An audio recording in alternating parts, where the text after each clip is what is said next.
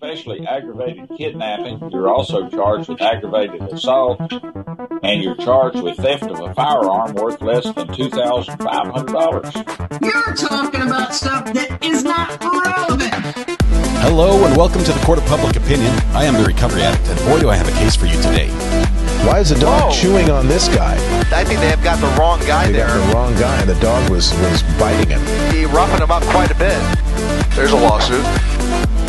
9 out of 10 judges prefer watching the Recovery Addict live stream in their courtroom. The fireworks are not done. Now we're getting commentary on the table. Dati bihiyang nagkampo. Service love you. Scratch all that. Oh, that was terrible. I apologize. Is that correct? Oh, for Trump's sake.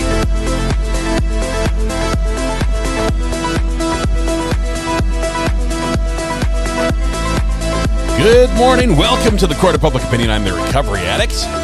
Thank you for being here this morning. A little bit late, but I was busy. I have an excuse. Oh, it's beautiful outside, though. It's a wonderful day. Happy Tuesday. Good to have you here. Thank you very much. Big shout out to Fire Girl Handmade by Wendy, who was first in chat this morning. Fire Girl, congratulations. So there I am. I found myself. First in chat, we love it. Love that you're here first. Unfortunately, we are going to punish you for doing it. Yes, we're going to sentence you to internet ownership, which means you're responsible for everything IP-related worldwide. It's a small thing for us. It's a big thing for you because you're going to be busy fixing everyone else's problems all day. Hope you had that space, that bandwidth available that you could do that. We're looking forward to a seamless, smooth, internet perfect day. Fire Girl, thank you very much. I appreciate your willingness to take this one. You're like, yeah. She's got it. She's going to be fine. She's going to be fine, everybody. Don't worry. She's got this well under control. Welcome. Excited to be here.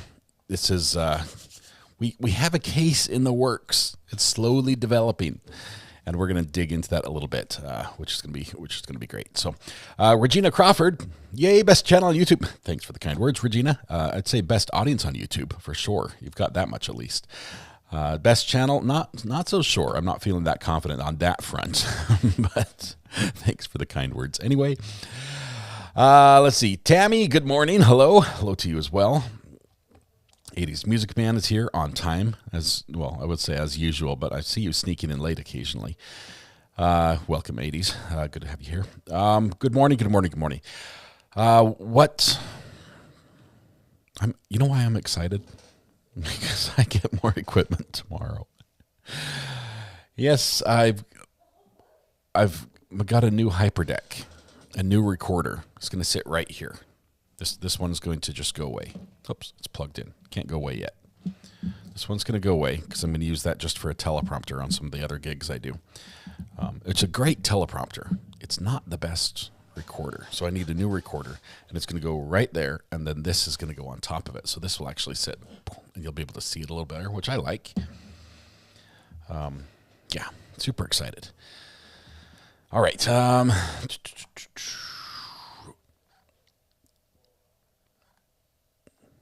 it can do 4K recording too, which is good. Let's see. Poison there twice, yes. Everything, well, I need this because with the new, I say need, right?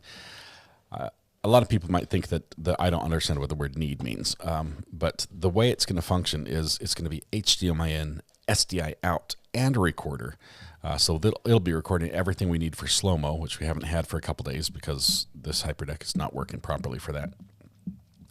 My other one's down in Florida right now with Trial TV Live, and so I needed one for here.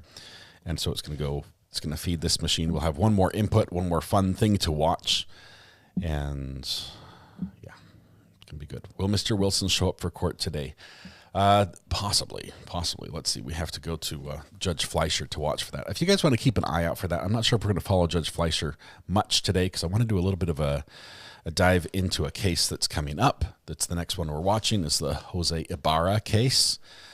This is a murder trial out of Georgia, Athens, Georgia. And I wanted to dive into some documents first thing in the morning to get you up to speed. I'm not sure why. Ann Close here is buffering. I think it's just on your end. YouTube's had problems. If you have, like, if you look at the screen, it's like, why are you so blurry? It's probably just on your side, just so you know. I've never run a more clear and a higher bandwidth image than I'm showing right now. This is the absolute pristine image as far as my channel goes. I Rescue Dogs here for 21 months. OG. Zachariah Anderson, March 17th, part 2 at 1:55 to start epic moment. Love it here. Okay, I Rescue Dogs. That's the clip. That's the clip I need. Okay, March 17th, part 2. Let's see if I can. I don't even have this computer up there. Let's see. Buffer, P-Will for real. David Wing, both celebrating their special day with us today. David, happy 60th. That is awesome. Let's sing happy birthday to P-Will and David.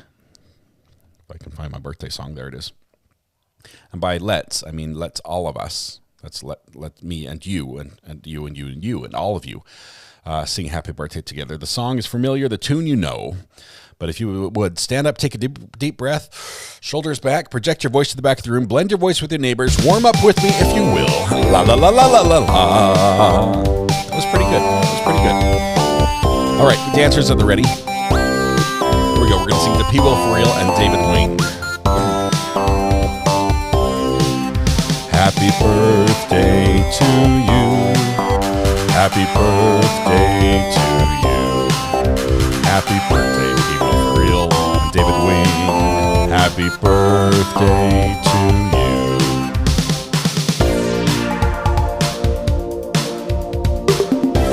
I'm feeling the drums today. They're really snappy, actually.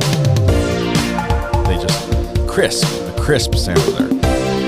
P-Will for real, David Wing, happy birthday. I realize there are a million places you could be, a million people you could be with, but you're here with us celebrating. Thank you very much. The privilege and pleasure is ours. Hopefully we can return that to you just a little bit. Thank you for letting us share in your birthday celebrations. I would recommend starting your day by going and getting a free stack of flapjacks. Yes, pancakes for breakfast. Should be free on your birthday. Anywhere that makes pancakes, just let them know it's your birthday. You should get a free stack. If they have a problem with it, have them call me. And we'll see if we can work something out. Happy birthday. Hopefully we can make your day just a little bit more specialer. Being with a million people sounds miserable. I'm not that you would be with a million people, but there are a million other people you could have been with. Like that. Does that make sense? Denny's stock down 35% this year. No idea why. He says Greener's Party. It's not the free pancakes. I did not go to Denny's. So it's not like Red Lobster. The day after I went there, they declared bankruptcy. And they didn't even eat that much shrimp. Anyway, it's all good. Happy day. Thank you very much for letting us start our day by celebrating your birthday. No better way to start the day in my book. Listen, P, I didn't get my free Denny's pancakes. Don't forget. Yes, but you learned something important for the rest of us. Let's get ready for the drum solo. Ready? Here we go. Air drums, big finish.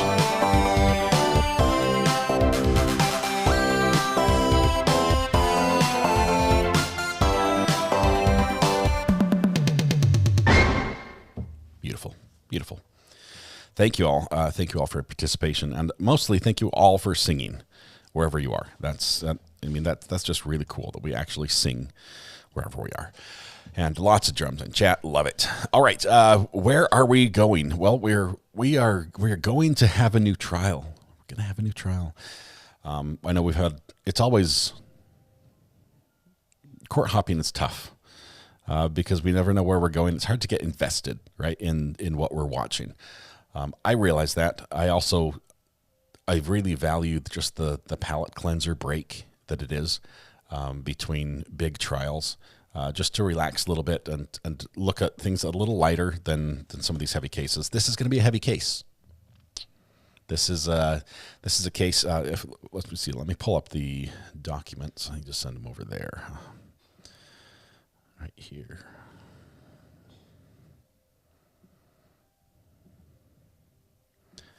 See if I can get them to open up on a machine that I can then view them on.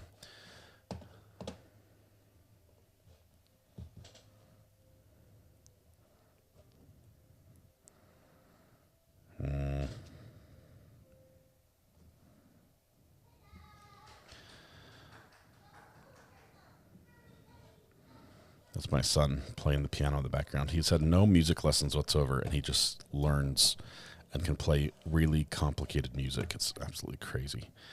Okay, file, share.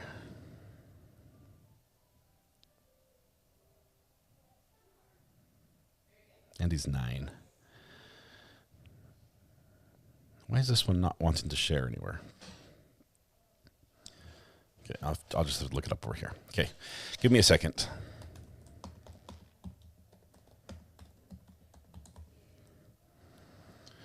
Oh, I typed it on the wrong one.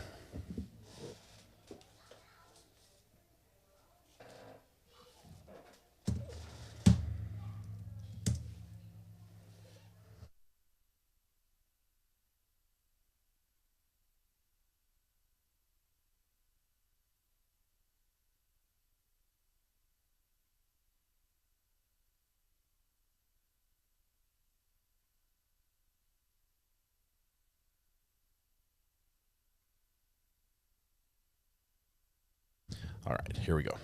You have to search for it on the other side. We're not going to break for lunch yet. We're just starting. We're going to do a little bit of reading.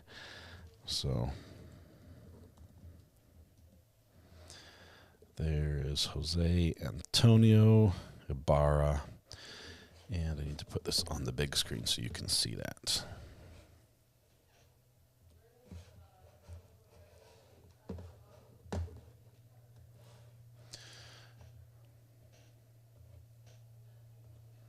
Okay, it's a little hard to see right now, but we're going to jump to this image so you can see what I'm looking at. We're on the Clerk of Superior State Court, Athens, Clark County, Georgia, which is where this trial is taking place. We're looking at specifically the case of Jose Antonio Ibarra, and here, if I can make it just a wee bit bigger, let's see, embiggen. There we go. Embiggening worked. Here we've got his charges.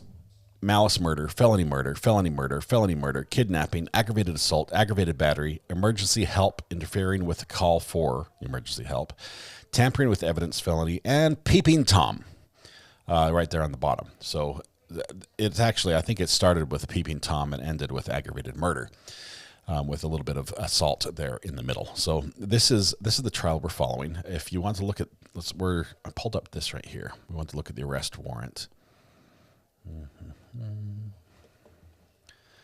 Okay, we'll embiggen this one as well. Oh, that doesn't work. Weird. Making that one smaller makes the other one bigger. All right, there we go. University of Georgia Police Department in Athens. It says not an authorized copy, but it's the copy from their court records. So we're going to go with that. Jose Antonio Ibarra.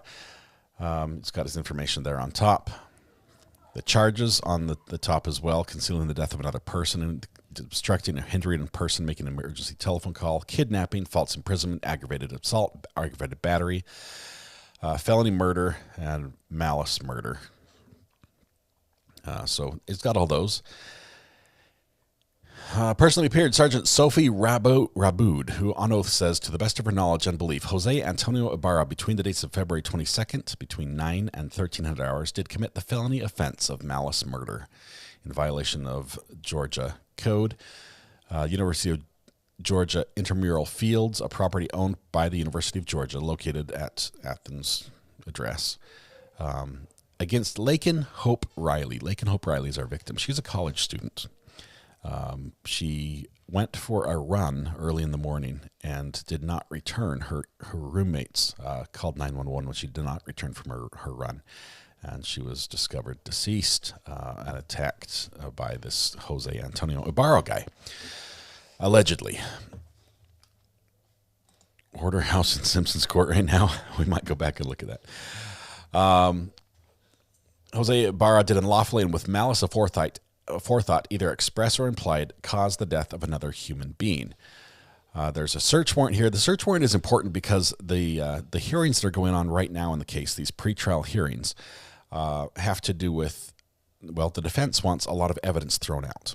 They don't want little, fingernail scrapings and cell phone fingerprints and things like that. They don't want all this evidence in because, spoiler alert, it's bad for their client. but they want it thrown out saying that the search warrant, the way it was written and the way it was interpreted by the state, was overly broad, meaning that they could have searched anything they wanted with that search warrant.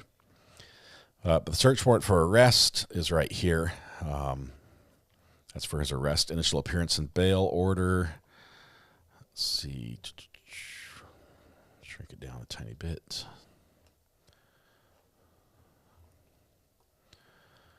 He's being held. Affidavit for arrest says the same things, that he committed the crime against Lake and Hope Riley in the state of Georgia. She was a student there at University of Georgia. First, he was accused of being a peeping Tom. There were people who saw somebody peering in her window in the morning, and then she went out for a run and didn't return from the run. So let's see if we've got any other important parts from this. Okay, the charge of kidnapping. He committed the offense of kidnapping when such a person abducts or steals away another person without lawful authority and holds such a person against his or her will. So they alleged that occurred during the course of this. There's the false imprisonment charge as well. Here we have aggravated assault. He committed the offense of aggravated assault when he assaults. They allege he committed the offense when he assaults with the intent to murder by causing great bodily harm with an object. Last one, aggravated battery. Did commit the offense of aggravated battery when maliciously caused bodily harm to another by seriously injuring her body or a member thereof by disfiguring her skull. We've got hindering a 911 call. Physically prevent or hinder another person with intent to cause physical harm from making or completing a 911 call. I believe in this case we have a 911 call that was made and then the phone was taken and the call was ended abruptly. Let's see. Drag the victim to a secluded area. That would be the concealing death of another. They're all on here. Let's see. Oh, good handwriting. No bond written all over here. For the warrant, Superior Court. Anyway, that's all this. Let's see if we have any other documents we need to review while we're here. Make it big and again so I can see it. Bail status, entry of appearance, discovery motion, leave of absence. That's for the attorney that's going to be gone, I think. Indictment, true bill. There's no image there.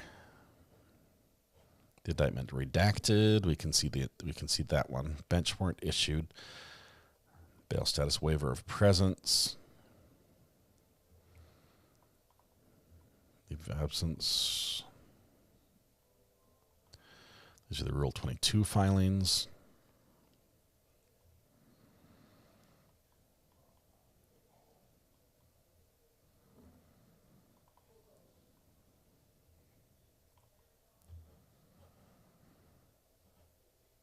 It's the cameras in the courtroom rule.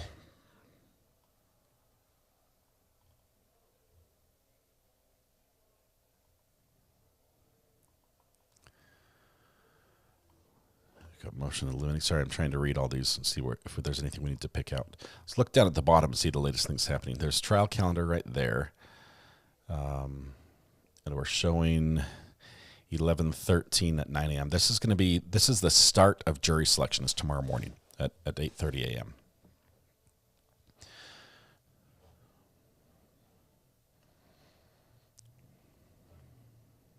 Order for transport, order denying defendant's motion to suppress. Yeah. Anyway, lots and lots of stuff going on here. I'm super excited about this case. So we're going to be following this one start to finish.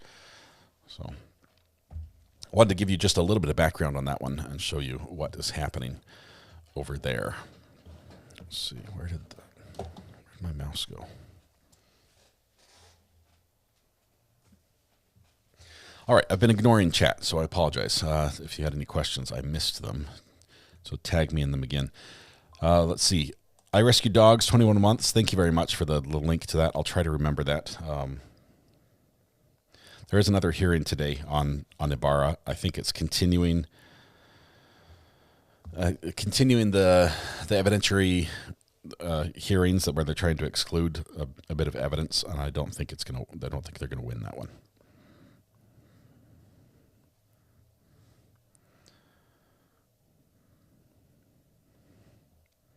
I think that's today, or did it finish yesterday? I don't remember.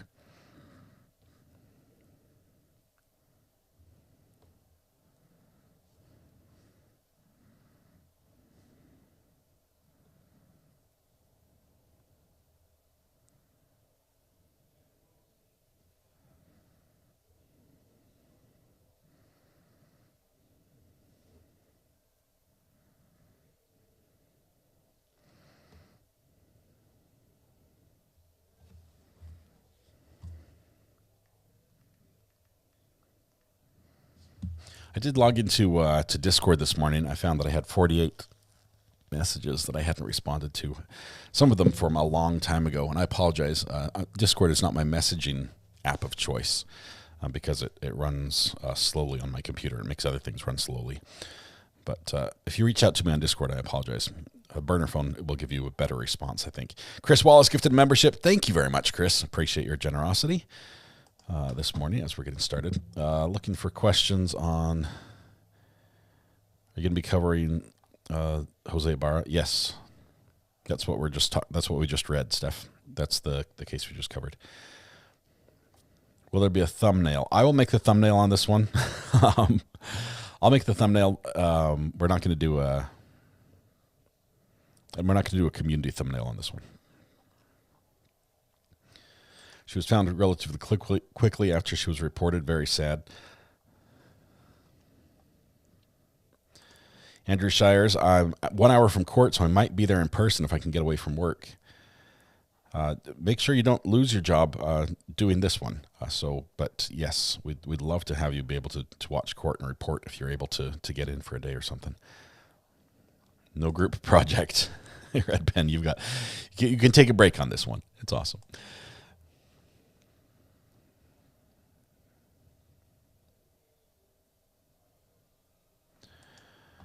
Angela, are police scanners legal in your country? A lot of times you can listen. JV, it's starting. Yes, this one will be live, Taylor. This one will be a live trial. It's starting jury selection tomorrow, but they don't anticipate the trial, the actual case, to start until next week. So we have a few more days until it actually kicks off. And I don't think jury selection is going to be aired. What's the name of the next case? Jose Ibarra.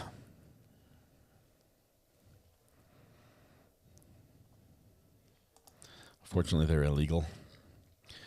Well, maybe there's a workaround. No, never mind. Illegal's illegal. We're not trying to break any laws.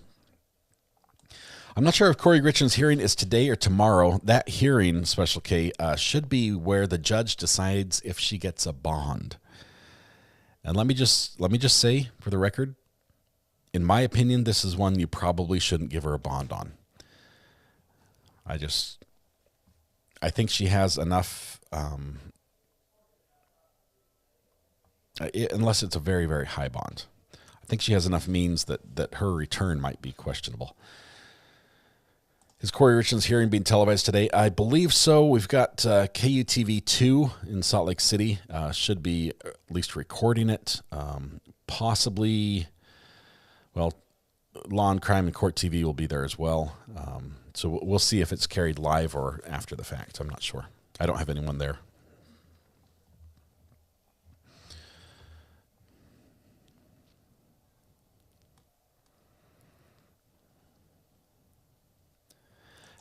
Just Teresa, I've got an idea. Here's the thing. In talking with my YouTube partner, they really, really, really strongly suggest I do my thumbnails differently. And I do want to grow my channel. And they say probably the best thing you could do is change your thumbnails. And as much as I love the community thumbnails, they're too busy visually to be effective at getting attention to get people to join and click and watch. I love them. So we might do a community poster board associated with the case, but it might not be the thumbnail. So we might have a poster board, but no thumbnail. That's my idea. Yes, Jose Ibarra, I believe, is an undocumented immigrant. How long is the trial expected to last? All the way up to the verdict. Elder Scrolls, I don't know how many days this one lasts. It's going to be probably at least a week.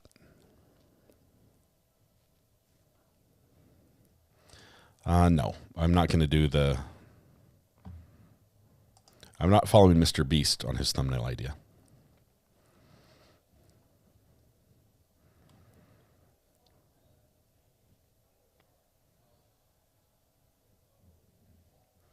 She's wanting to sever some of her charges to make 2 separate cases. She wants to split up her trial. Will the trial be streamed? Yes.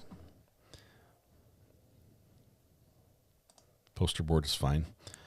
Okay, so we'll do a poster board, but it will be, so it will basically look the same, but it won't be the thumbnail on the image. Of course, we'll have a little more leeway because we don't necessarily have to put the case name on there as big as we had it before. Just put the community poster board in the corner of the thumbnail.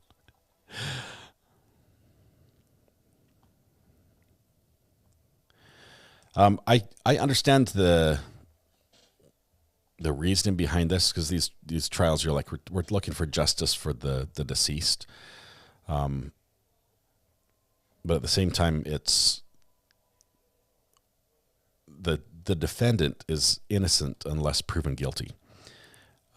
So justice for the deceased does not take priority over innocent unless proven guilty in my mind. That's how strongly I feel about innocent unless proven guilty. So I think it's going to focus, it will have images with the deceased as well as possibly images from the defendant. That's what I'm looking for. Him not waiving speedy is the only thing that's keeping him from the new DA and possible death penalty.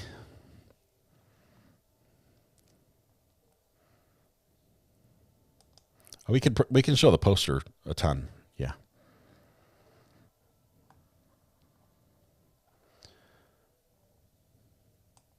YSL is about over. It's about time.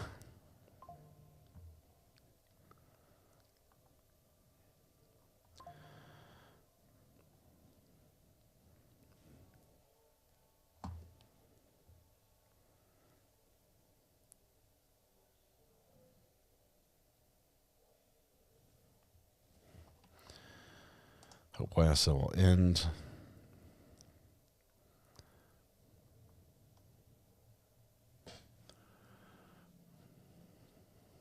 Like mom testified in Congress in September.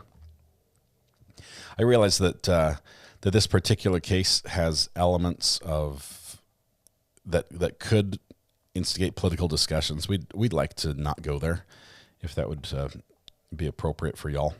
We were following the courts and the law for the court's purpose, not for political purpose. All right. If I was a juror in YSL after 152 days, they all take the plea and I would be mad. Wasn't there a juror in that trial that like ended up like serving like a day in jail or something, or had to write a report? Like she had to write like 1,000 times, "I will not take pictures in court" or something like that. Wasn't that the same trial?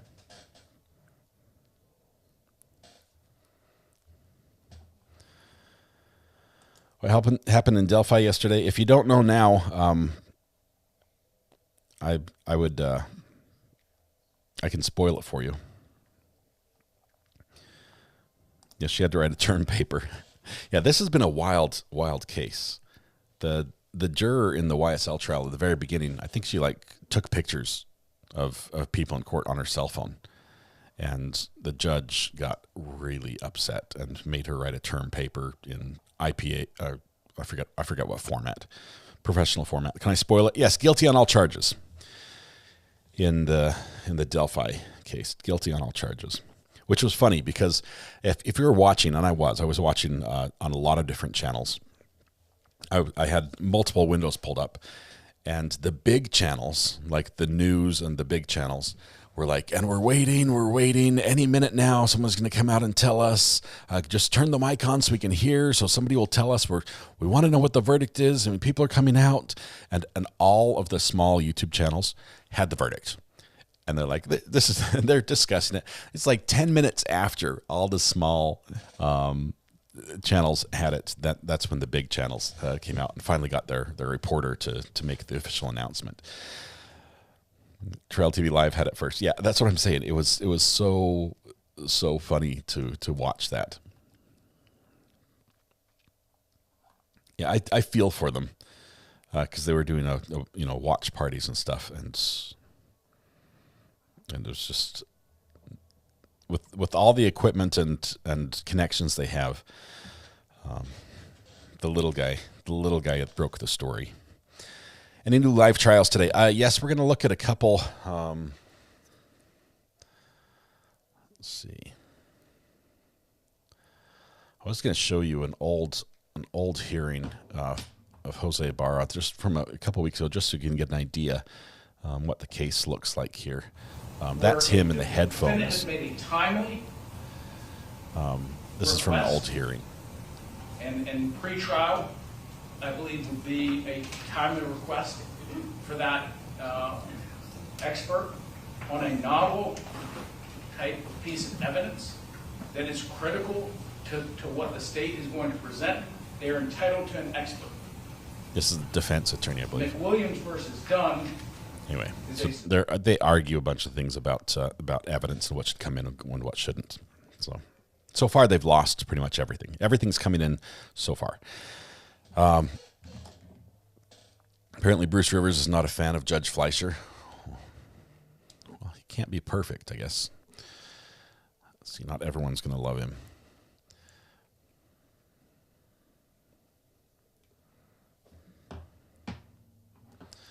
See, Judge Middleton is up. Everyone is back in business now after the holiday break. Bite me, member for 22 months. Wow, 22 months. I loved being here every minute of the day. R.A., you're the bestest. Buttercups and butter sugars to you and your fam. Thank you very much, Rebecca. I appreciate that. Congratulations. Let's see. We've got Judge Schaefer is up. I think Judge Simpson had something going this morning. Judge Kirkham is live. 14th Judicial in Florida is up as well. We've got options all over the place. Not like yesterday where it was ghost town. Simpson's doing landlord-tenant docket on a Tuesday?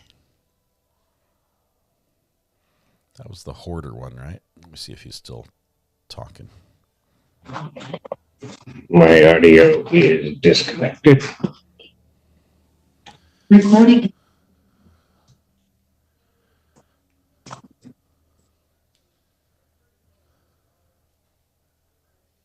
I think I'm all set. Yes. All right. iPad's working.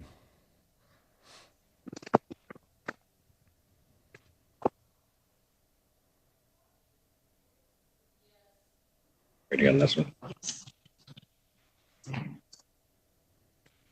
All three. Town Center versus David Allen. 3 cases.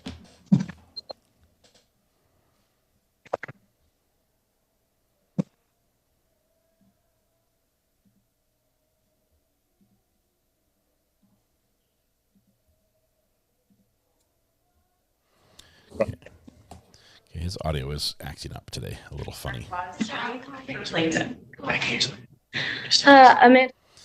So we're gonna bail. His audio is doing just terrible audio stuff today.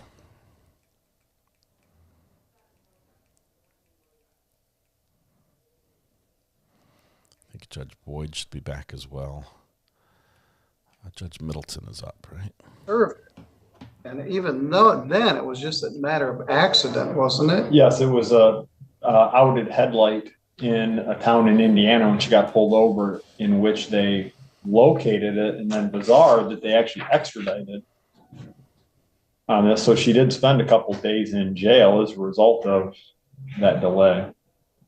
Did anyone ever call you and say, hey, we have North a warrant, Carolina. or did you even know anything about this? No, nobody Shadow, I'm in ever North Carolina. called me or said anything about it. She had been in contact with him. So I will say this, I believe after the date in which Well, right around the time this was authorized, she had met with and provided the officers with access information to her cellular phone so they could access it to confirm she was not texting or on the phone at the time of the collision. And so they knew where she was at and they knew how to get a hold of her, and she provided that information to them so they could access it. And I believe actually at some point, did you get the phone back? Yeah. The phone was returned. All right. Well, at any rate, earlier this year, the case did get started. I had several pretrial conferences with Mr. Reed and Mr. Marvin earlier in the summer, and realizing this case was a significant consequence and needed some resources applied to it. We had a pretrial that got adjourned. There was some further discovery. I'm not sure exactly what happened, but the matter was assigned to Mr. Mequio, and Mr. Reed's been working on it with him. It is set for a 3-day jury trial in December. Mr. Reed contacted the court a couple of weeks ago and said they worked out a resolution. They'd like to set the matter for a plea. So the matter is set for a plea here this morning. Mr. Reed has filed a signed plea agreement signed by Mr. Marvin and by the defendant, Ms. Aguilar. Mr. Reed, would you put the terms of the plea agreement on the record? Yes, Your Honor. Thank you. Ms. Aguilar will be entering a no contest plea with an offer of proof that I will give to counts 1 and 2. In exchange, the court would not enter any sentence today, would take the plea essentially under advisement and delay sentence under 771.1 for a period of 6 months, in which time during that pending 6 months, Ms. Aguilar will take a driver improvement course, whether it be online or in person, and provide proof to the court prior to the expiration of the 6 months. And Ms. Aguilar is not to obtain any serious traffic violations. And I believe in the plea agreement form, we specify 4 points or greater would be a major traffic violation as a result. And if that is all met, and in 6 months, this would automatically convert to 1 count of careless driving, a civil infraction punishable by a fine and 3 points on her driving record. And the 2 charges of moving violation would then be dismissed with prejudice. And that in the interim, obviously, there would be no jail time or probation imposed between now and the sentencing date. Obviously, upon the completion successfully, there would be no applicable jail time, as a civil infraction does not carry any. Ms. Aguilar, a civil infraction is punishable by a fine only. You can't go to jail for a civil infraction. What you're charged with are 2 one-year misdemeanors. If I understand correctly, you're going to plead no contest to both of those charges. By pleading no contest, you don't admit what happened, but you also don't deny what happened. In this case, there is a certain issue of potential civil liability. 2 people were killed as a result of this traffic accident. And that is a reason for a plea of no contest rather than a plea of guilty. Your plea could not be used against you in the civil case. If you do plead no contest to this matter, you'll be giving up your right to have a trial. There will be no trial. Do you understand that? Yes. If you had a trial, you'd have the right to be represented by an attorney. You've been represented by Mr. Reed, I think, even before the charges were brought.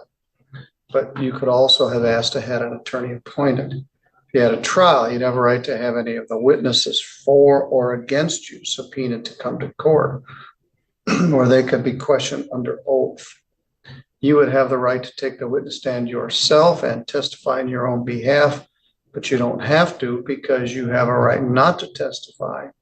And if you did not wish to testify, the judge or jury could not hold your silence against you. And you have the right to be presumed innocent, lest they were able to prove your guilt beyond a reasonable doubt. You understand? Yes.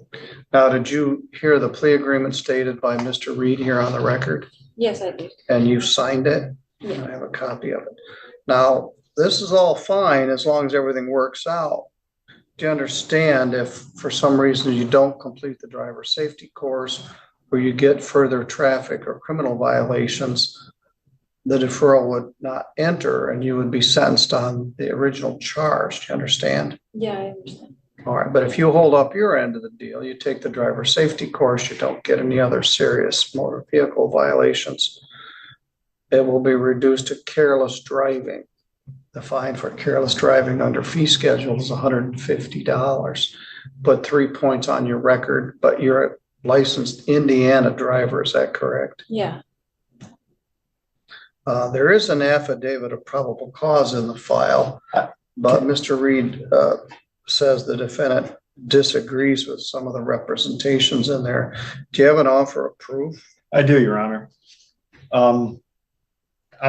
There's an offer of proof, Your Honor, and I'm looking at the complaint filed by the St. Joseph County Prosecuting Attorney's Office that on or about December 9th of 2020, it's sometime between 4 a.m. and 4:30 a.m. in the morning on US 12 in Fawn River Township.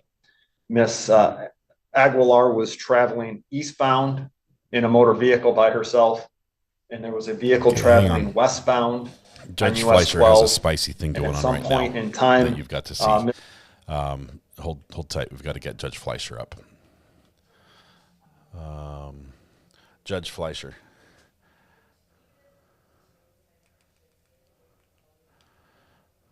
Okay, we're going to back up right to here. Ready? Yes. Let's rock and roll. Let's roll, nerds. Good morning, everybody. Sorry I didn't say hello. Hold on, let me say. Good morning. Good morning, Your Honor. Okay, come on up. McLean. Page 16. Let's roll, nerds. You said 16? Yes. Like law nerds, yeah. Good morning, Mr. McLean. Sir, you're charged with interference with the duties of a public servant. You're facing up to 6 months in jail and or a $2,000 fine. We're going to do probable cause. You have the right to remain silent. Anything you say can or will be used against you. You have the right to have an attorney present. If you cannot afford one, one will be appointed to you. Yes, sir. An officer initiated a traffic stop in Harris County, Texas, after observing the defendant exceed a speed limit of 45 miles per hour and make unsafe lane changes. The defendant did not have his driver's license, but told the officer his name and date of birth. While the officer was running the defendant's name, he observed the defendant exit his vehicle, and the officer told the defendant to get back inside the vehicle. And the defendant responded, "Do I have to?" The officer exited the vehicle and attempted to detain the defendant. The defendant tensed up and locked his arms. Everything is conclusory. What has he done wrong? What? It was the initial lane changes, unsafe lane changes, and the exceeding the speed limit that prompted the stop. And then at that point, he was just stop. How exceeding speed limit? How fast was he going? I mean, I spoke to the officer this morning, who told me that he was pacing the defendant at 54 miles per hour. Okay, in a what? In a what? I mean, if it's on 610, he's fine, right? And then he's interference duties. What is he interfering with? What did he do wrong? I think it was after the stop was initiated, the officer was running the plates. The defendant stepped out of his vehicle. The officer told him to get back in the vehicle. The defendant said, "Do I have to?" The officer told me that. And that's the basis of arrest?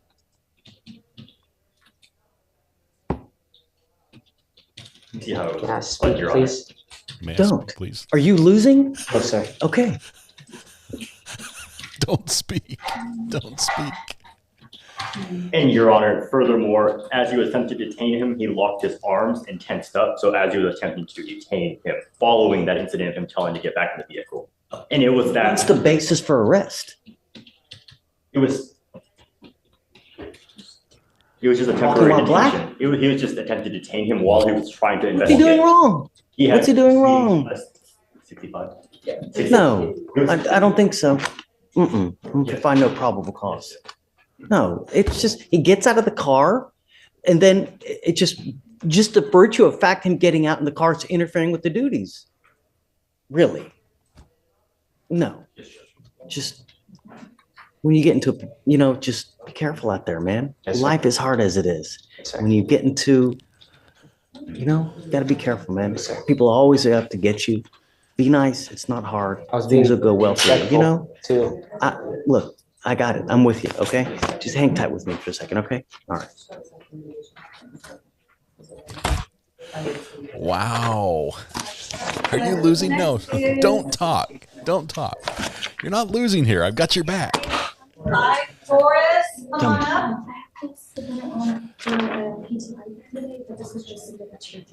Okay. Thanks. He does really make them show probable cause. You said page 25? Yes, And page 25, Taurus. His standard is pretty good. Is that a skull and crossbones bunny? What is that shirt?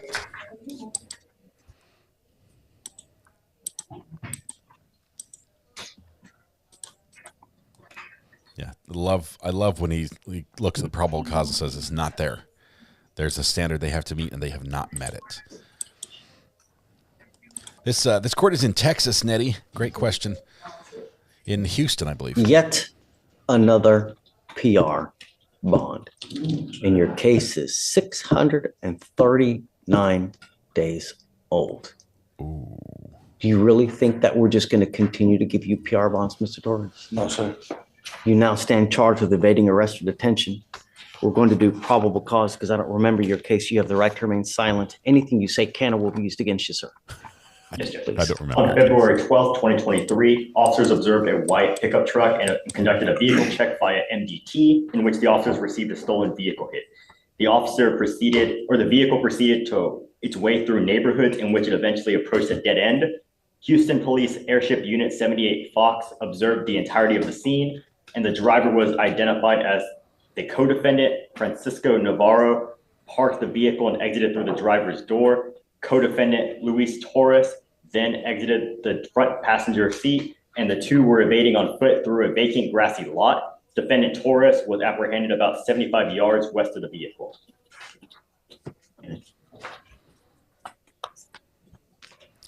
If I send you for a drug test now, what are you going to test positive for, Mr. Torres? Just marijuana. I'm sending you now for a drug test. You're to come right back, and I'm going to tell you, if you ever take off on me again, I'm going to make your bond so high you'll start losing hair. Do you understand? Yes, sir. You will not get another one. Go take the test. You come right back. Do you understand? Yes, sir. Take a seat. I'm not having him sign a receipt. This case is nearly 700 days old, but I want to know what is in the system. Judge, the last one is a Spanish to German. Okay. Do you have any THAs? No? I want to see if Wilson shows up today. If he finally was able to do his drug test last night.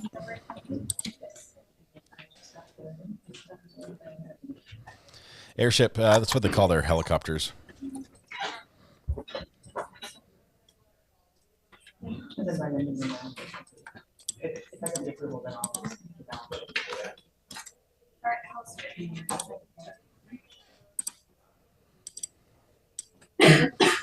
Embalming.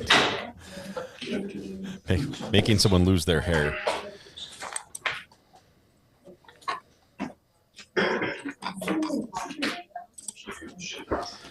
The one that happened last night, Wilson. He didn't want to pee because it would come back dirty, I think. But they were trying to get him to take the test last night. I'm not sure if he did.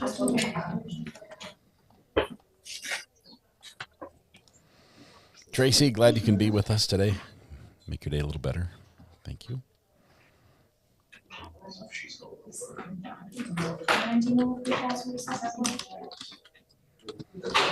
I'm not sure what sort of drug test they do. Is it just a pee test? And I don't know how long marijuana stays in the system, but the judge seems to think that after about 40 or 43 days, right around that period, you should be clean. Nicole Wise, I finally have my orange courthouse. Thanks for all you do for the community. You built all right. Thank you, Nicole. Thank you, and thanks for being here. Congratulations on 12 months. Wouldn't be the same without you here, Nicole. Thank you very much. So it stays around 30 days. He does 40 to give him a chance to get clean.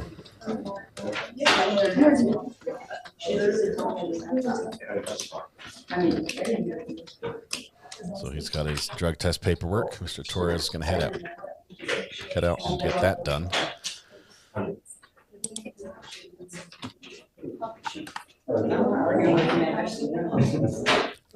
Where's Mr. Wilson?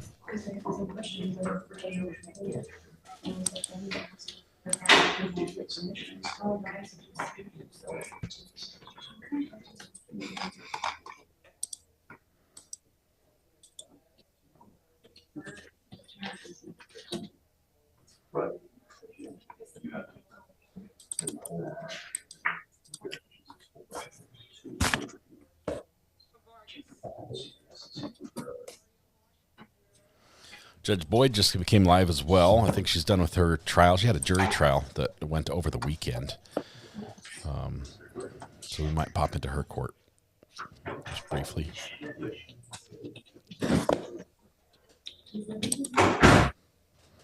Somebody's slamming doors over there.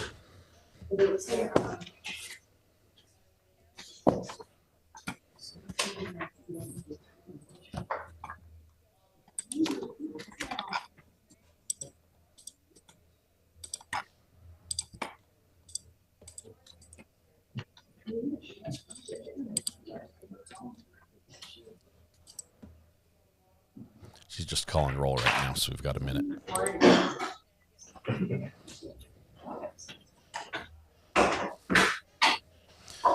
Crooked bow tie is driving you nuts.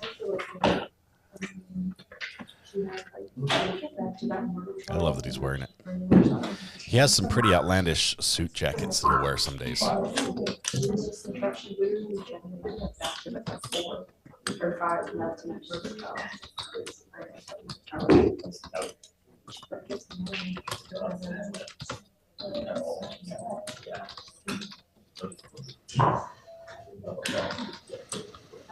Okay, he's being quiet. We're going to jump down to Judge Boyd. Oh, Hernandez.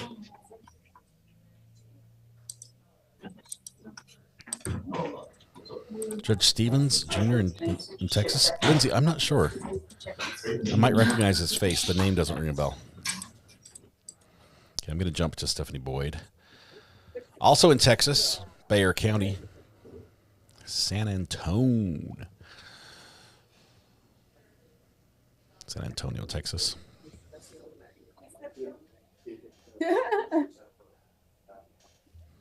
Raymond, it seems like we were just here on Sunday. They were. The jury deliberated over the weekend. I'm ready for next request. I brought my bag again. You always have your go bag. That's a good thing. We're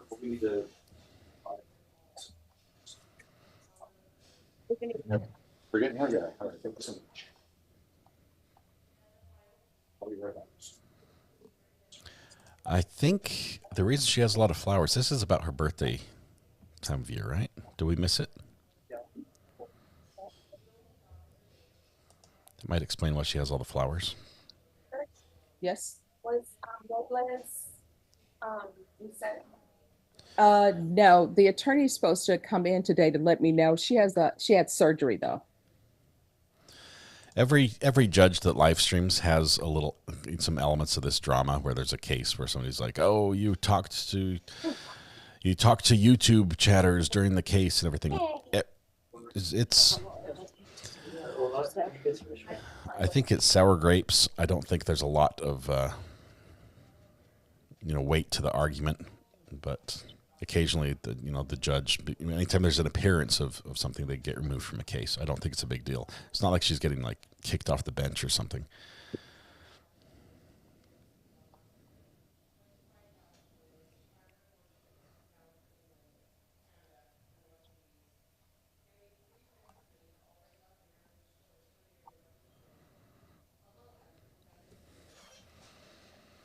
There are a couple attorneys who try to make it an issue every single time they appear. They say they don't consent to have their case live streamed. And she's like, well, tough calling the case.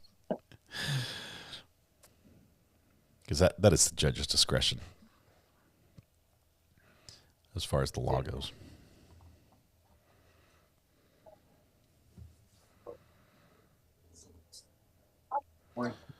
So Judge Fleischer has stepped off just briefly.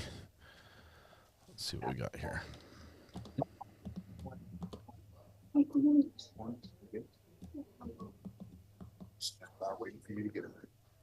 Hi. Hi, Judge. Hi. I was just making an IT service call. Oh, you know what? Let me just tell you.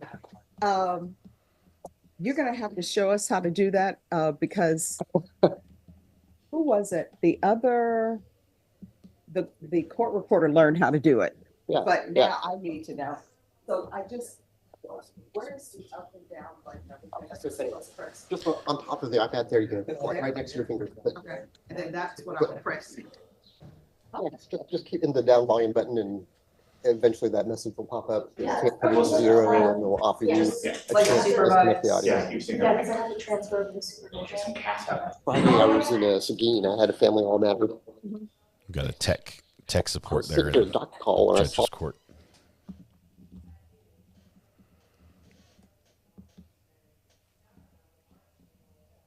Now, I'm so glad you did, but now we know, and we didn't need IT. That was funny. Because sometimes IT will come down and then it's something else that we didn't know about that ends up messing up. But they're very good. I'll be submitting a bill. Okay. All right. Have a good one. Thank you. Hello. Oh, I'm doing fine. How are you doing this morning? Yes, we covered the background for Jose Ibarra Okay. case. That's what we did first thing.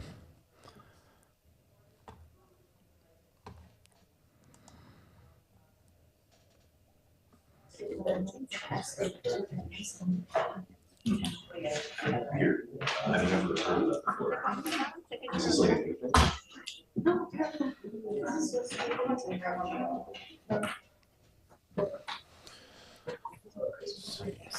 understand with supervisor.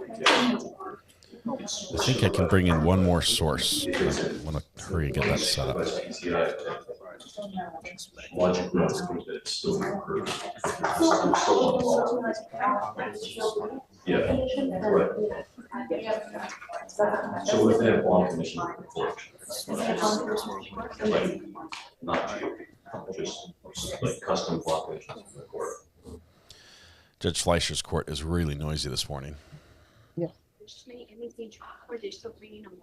Okay. Okay.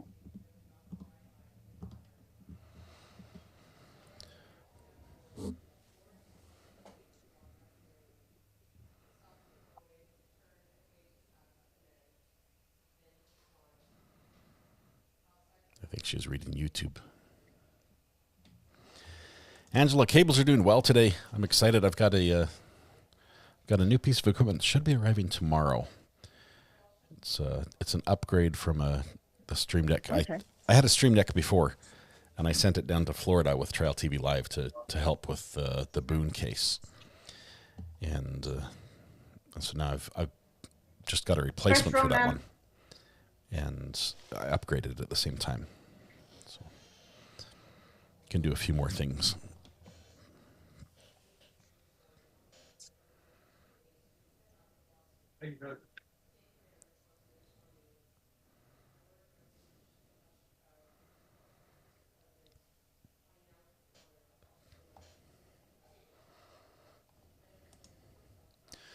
Yeah, we're watching Judge Fleischer when he comes back. I want to see Mr. Wilson to see if he makes an appearance this morning. He has not yet so far. The first case we watched was the one with the probable cause that the judge basically said, no, it's not there.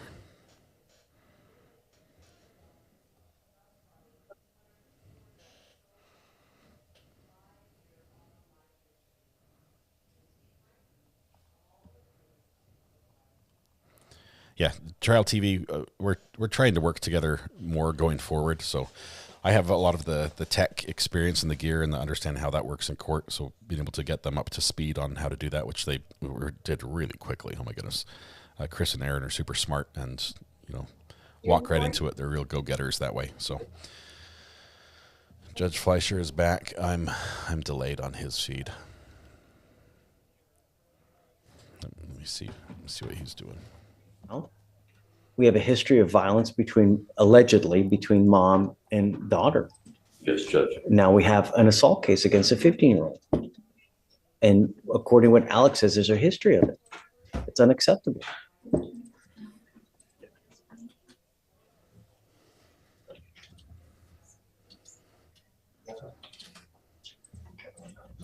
Judge. Do you have a lawyer, ma'am? I'll be retaining a lawyer, but there's no history of violence between us. You're calling for a walker? Yes. Which walker? One Walker. It's in custody. Oh, thank you. Okay. So, what my plan was, and I already spoke to my people about this, is we were gonna check the offense report to see where the child was taken. Were they taken to CPS custody, state custody? Was there some other guardian? Once we're aware of where the child is, we are gonna be asking for a no contact order to be granted based off of the allegations of a history. What about now? Is there something that we can do now as far as finding out where the child is? Well, we're gonna call CPS today and see if they're in state custody. The offense report also might indicate where it is. If not, we can call the officer and they should know.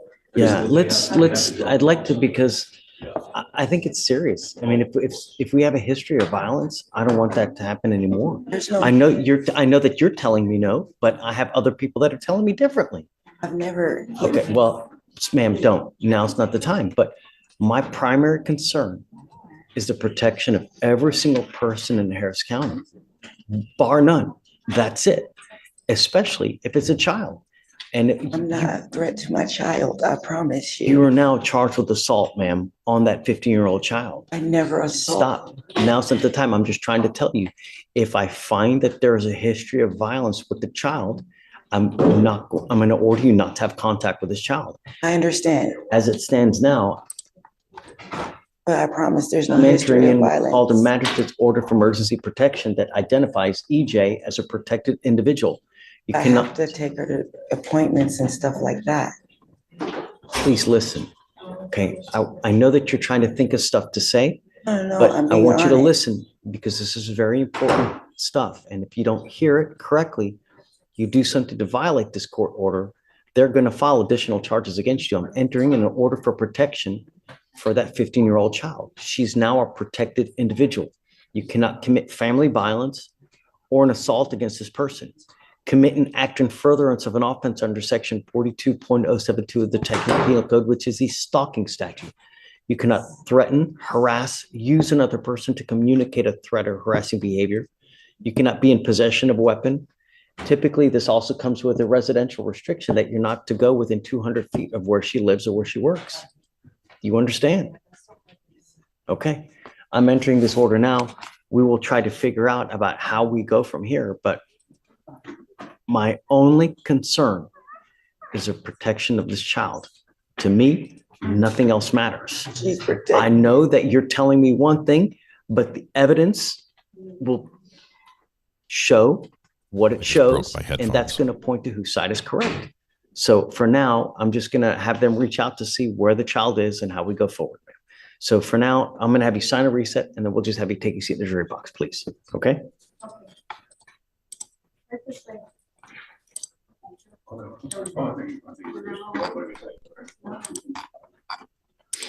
Do you, any alcohol, anything like that? Is what time of day was this? Is that CHA? Not yet. Not yet? You know what? Go ahead and let's appoint or someone so we can figure out. Just, yeah, please. It's about 4 in the afternoon. Okay. Thanks. Marcos. I've been arraignment judge. Spanish speaker. I think we have. Oh, hey. Mariana. Soto. Come on up.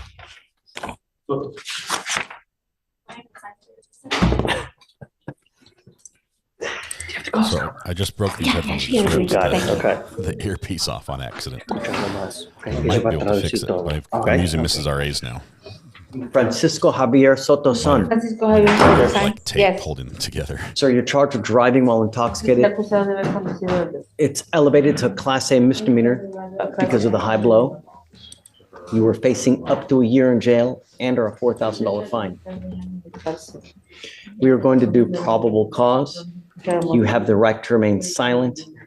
Anything you say can or will be used against you. You have the right to have an attorney present. If you cannot afford one, one will be appointed to you. Yes, sir.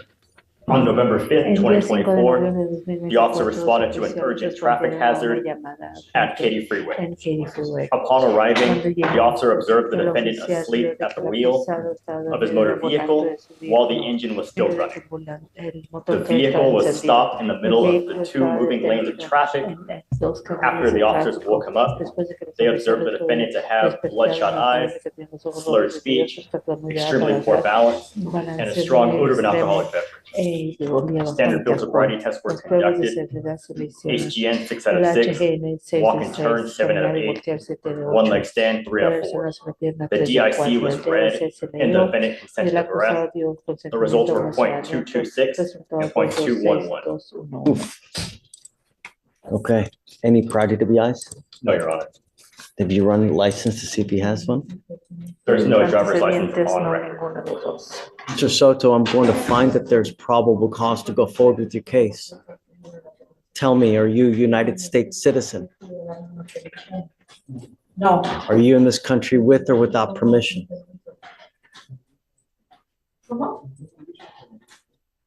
I overstayed my visa. So you're not in this country with permission? No. What happens if you go to jail? Don't tell him, Marcos. What happens if you go to jail?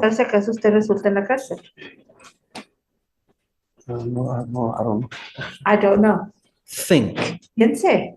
Are you in this country with or without permission? Ilegal. Illegal. What happens if you go to jail? Entonces, ¿qué va a pasar si va a la cárcel?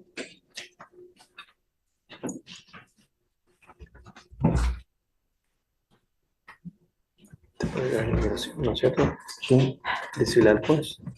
Puede llegar a inmigración. Immigration could come in. But you will sit in jail until this case is over with. Entonces usted va a estar en la cárcel hasta que este caso se termine. And then you will be shipped up to immigration and you'll sit there for another 6 to 9 months. Y va a estar ahí por de 6 a 9 meses. This is what you have if you go to jail. You were lucky to get out once. But if you push your luck, you might not get so lucky next time. I'm putting conditions on your bond now. And if you violate these conditions, I will put you in jail. Do you understand? Yes. You have a Texas driver license. No. No. Then you are not allowed to drive. You will be signing a promise with me today, Mr. Soto. I don't care what's going on in your life. I don't care if there's an emergency. I don't care if there's a baby being born. You have to save 15 kittens. You get into a car and drive. I will have a contempt hearing. You will be facing an additional 6 months in jail and a $500 fine every time you get into a car. And I promise you, any more than 4 to 6 hours, you will get it. Well, I'm not going to promise you because I don't know that for sure, but any 4 to 6 hours you spend in there, there's a very good chance you will get an immigration detainment. I am also ordering you not to consume alcohol or illegal drugs, and I will randomly test you. If you test positive for drugs or alcohol, illegal drugs or alcohol, likewise, you will go to jail. You will not get any more PR bonds. Order in the court. You understand? Yes. Yes.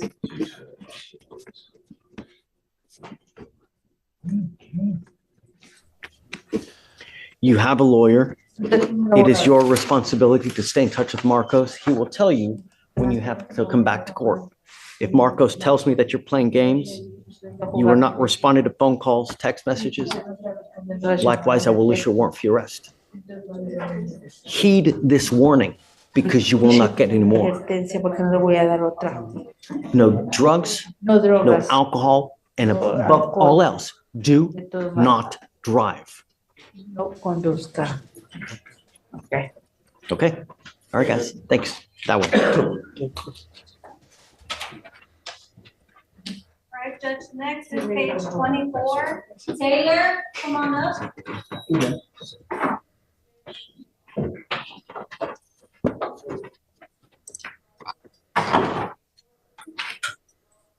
Thanks. Are you Keith Alexander Taylor Turner? Yes, sir. Sir, you're charged with failure to stop and give information, which I is, did. I'm trying to tell you what you're charged with. Please don't say anything. You're charged with failure to stop and give information. This is a Class B misdemeanor. You're facing up to 6 months in jail and or a $2,000 fine.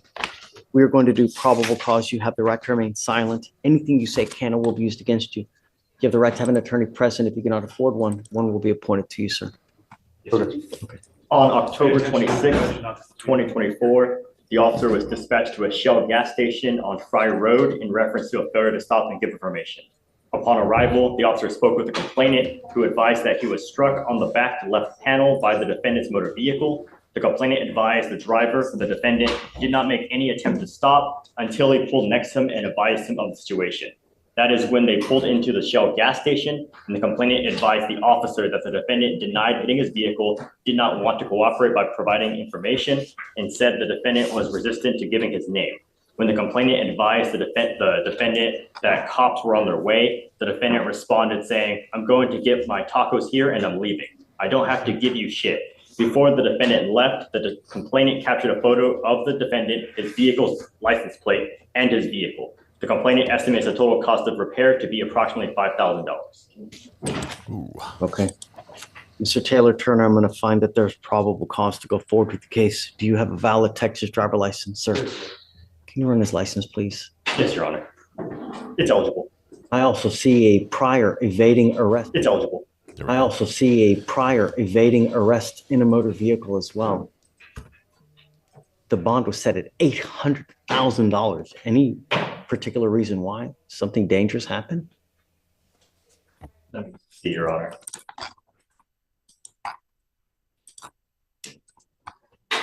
That's crazy high for an evading. What happened? It says that Dead body?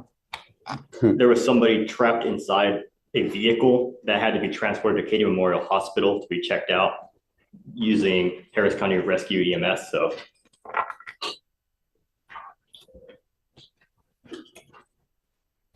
$800,000 is a pretty high bond. Okay, we're gonna bail on this and go listen to what's happening with the Jose Ibarra situation, the pre-trial hearings that are going on, where he may be trying to get out of a jury trial and want a bench trial instead. Meaning, instead of having a jury decide his fate, the judge would decide his guilt.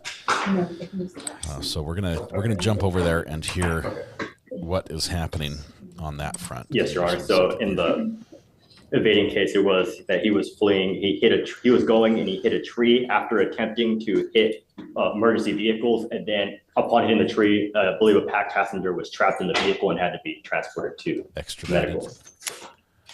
Good crap. Do you have liability insurance in your name, Mr. Turner? Yeah, Mr. my Taylor insurance Turner? already said they were gonna take care of it. Okay, I'm just asking you have liability insurance in your name. How old are you, sir? 28. What do you do for a living? I don't work right now. I'm looking for a job. When is the last time you've had a job?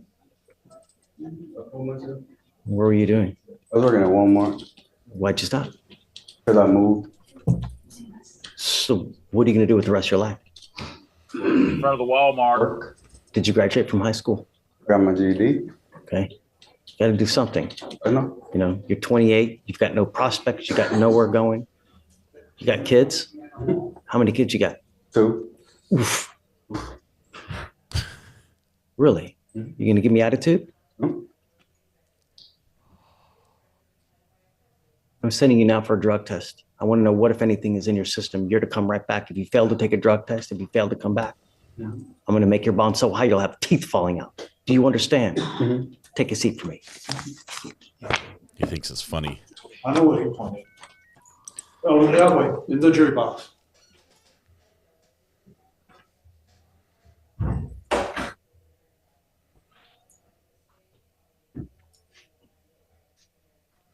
Yeah, we're jumping to that right now. In the back, So. they said they can pick them up on. Okay, so this is this morning, Jose Ibarra's case. We're waiting for audio. This is a pretrial hearing. They've been trying to sort out a bunch of stuff ahead of jury selection, which is was supposed to start tomorrow.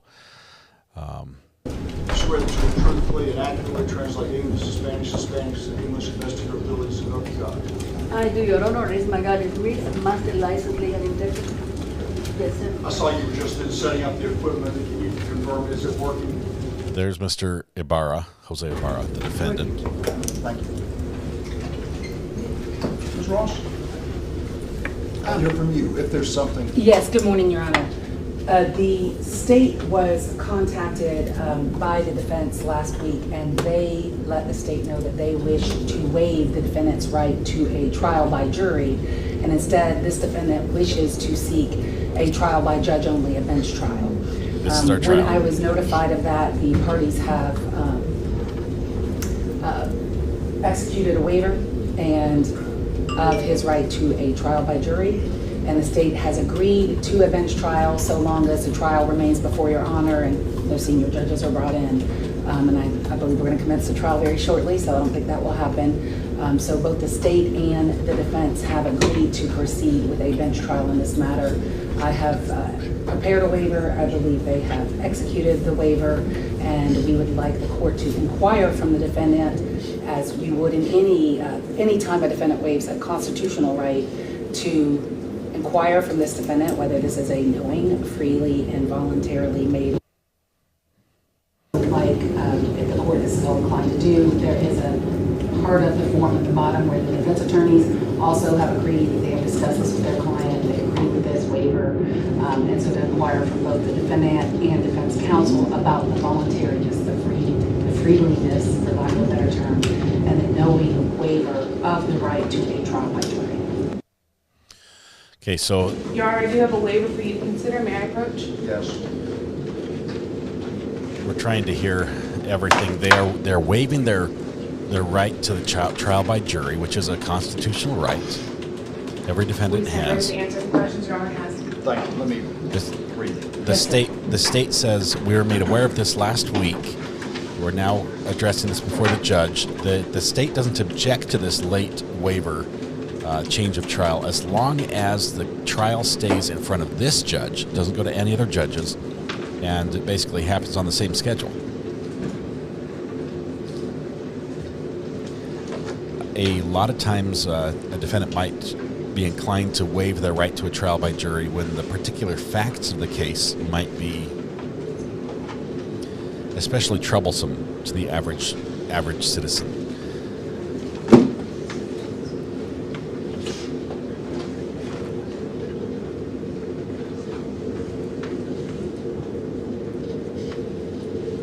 Or caught in the corner here.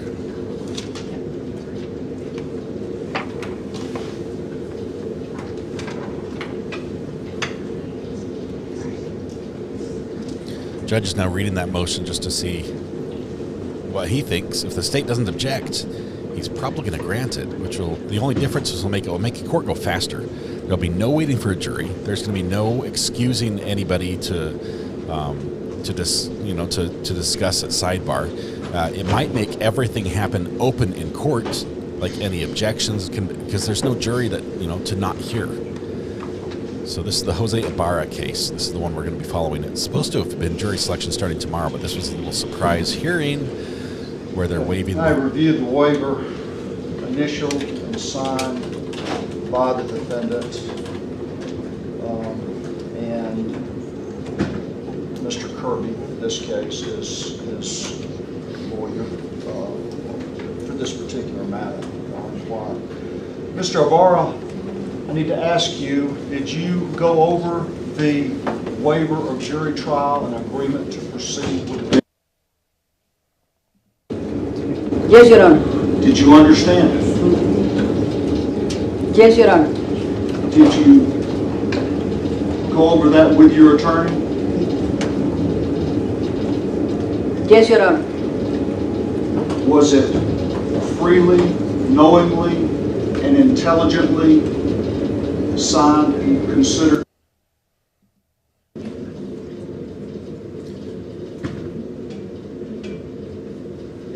Yes, Your Honor. Do you have any questions about your decision to waive a jury trial? Well, the interpreter talks into the court recorder, Darth Vader mask. No questions. Have you had enough time to talk to your lawyers about that? Yes, Your Honor. And do you understand that if I grant this request, it cannot be revoked by you going forward?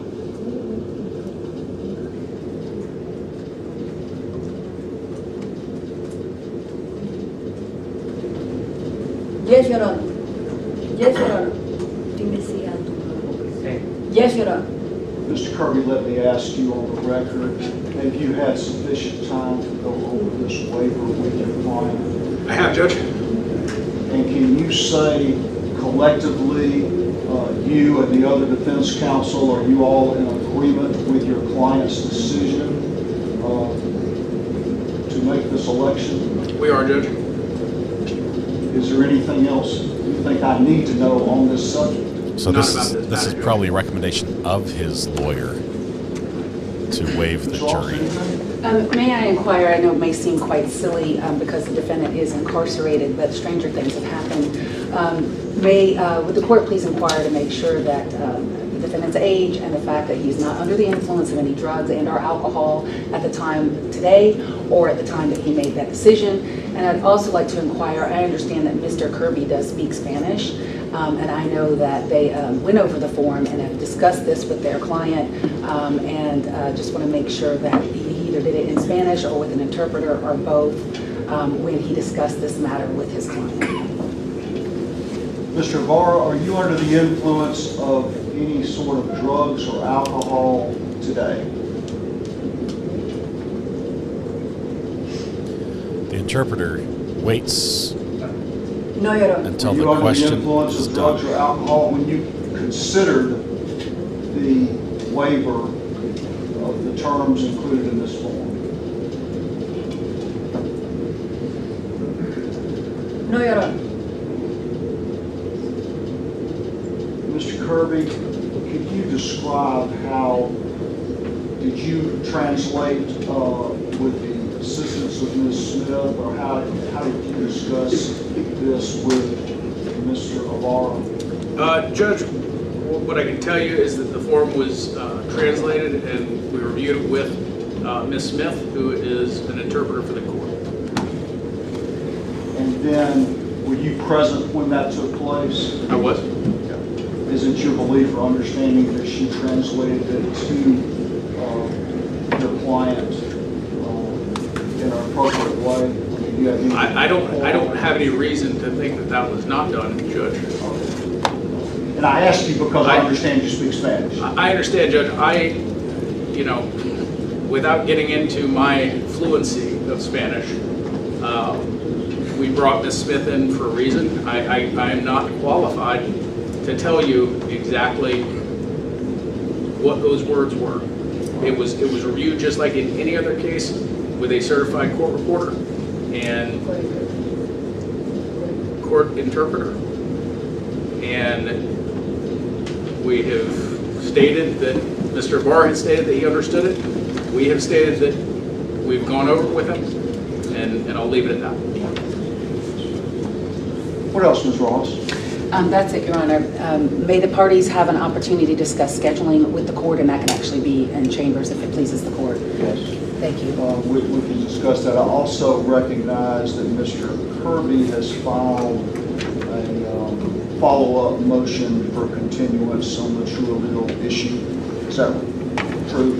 That's correct, Judge. I think that it would be very similar to what we argued at the motion, but given the court's order on that, I have a feeling I know what the court is going to do. We just want to renew that motion. Well, and I understand your obligation to do that. I can appreciate that. I think it's appropriate that if we probably need to address that now on the record. Have you had a chance to see that? I just saw it this morning. I did see it, Your Honor. In the state's position on it, I think we have a little factual disagreement about the timing of matters. I'll repeat my position on the motion to continue, or at least putting all of the dates in context for the court. In the terms of the true allele DNA results in this case. So the very first true allele report in this case was issued in April of 2024. That report was not disclosed to the defense until the very first round of discovery, which came out in May of 2024. So as of May of 2024, everybody is on alert that that some of the results, not all of the results, because some of the results are traditional DNA, some of the results are YSTR DNA, but there are also true allele results in this case. And so in May, everybody was aware that we have true allele results in this case. The true allele testing continued because this case is not yet 9 months old, so things were continuously tested. As things are tested and as reports became available, they were disclosed to the defense. The very last true allele report in this case was issued in September of 2024. It wasn't until the last results were issued in this case that the GBI could disclose and give to everyone, the state, meaning the prosecutors and the defense, the raw data that was produced as a result of the true allele testing in this case. And that raw data was timely subpoenaed by the defense. The prosecution in this case, in order to assist the defense, in order to get it quicker, also filed an open records request because we're permitted to do that in an open case. We worked together, defense and prosecution, as quickly as possible to make sure that they got the raw data as soon as they could. The raw data was produced to them in October, I think it was October 11th of 2024 is when they obtained the raw data from the true allele results in this case. And so I put all of those dates to the court in context for the court to consider this ruling. But it was known in May of this year that we have true allele, and that true allele was part of the DNA testing done in this case. And I will leave the court with that knowledge and those timelines and defer to the court. Yes. And Judge, I appreciate the state's position, I guess, that we would have known that this was a true allele case. But in speaking to the experts and speaking to the attorneys that are more knowledgeable than I am about this subject, the reports that are turned over to the start defense, tomorrow. The one-page reports that give the results of those tests are not what experts can analyze. And so I agree with Ms. Ross, and they were very helpful in trying to get that information to us.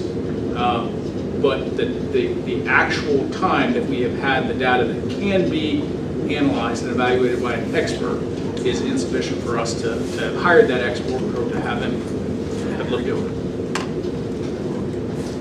I will deny the request for continuance based on what I've already stated. Denies the request for a continuance. Need to request it. But I will deny that. Let me state for the record that I do find Mr. Ibarra's waiver of a jury trial is made freely, publicly, and voluntarily based on the testimony here today. The audio is terrible. As the statement that he has that's been provided, apparently he signed today in the presence of his attorney. I will leave it to you all. I'm willing, if I think we do have the option to go into chambers and discuss scheduling matters. That would be all it would be to try to figure that out. If there's something else, let's talk about it down here. Obviously, I'll give you a chance if you want to speak with your client to make sure he understands and there's no objection about us recessing the matter in open court and resuming upstairs and try to deal with timing of this. I'll work on the audio here to see if we can sync everything up. Yes, Your Honor. Don't want to mess with anything right now. I'm That short works for one computer, so.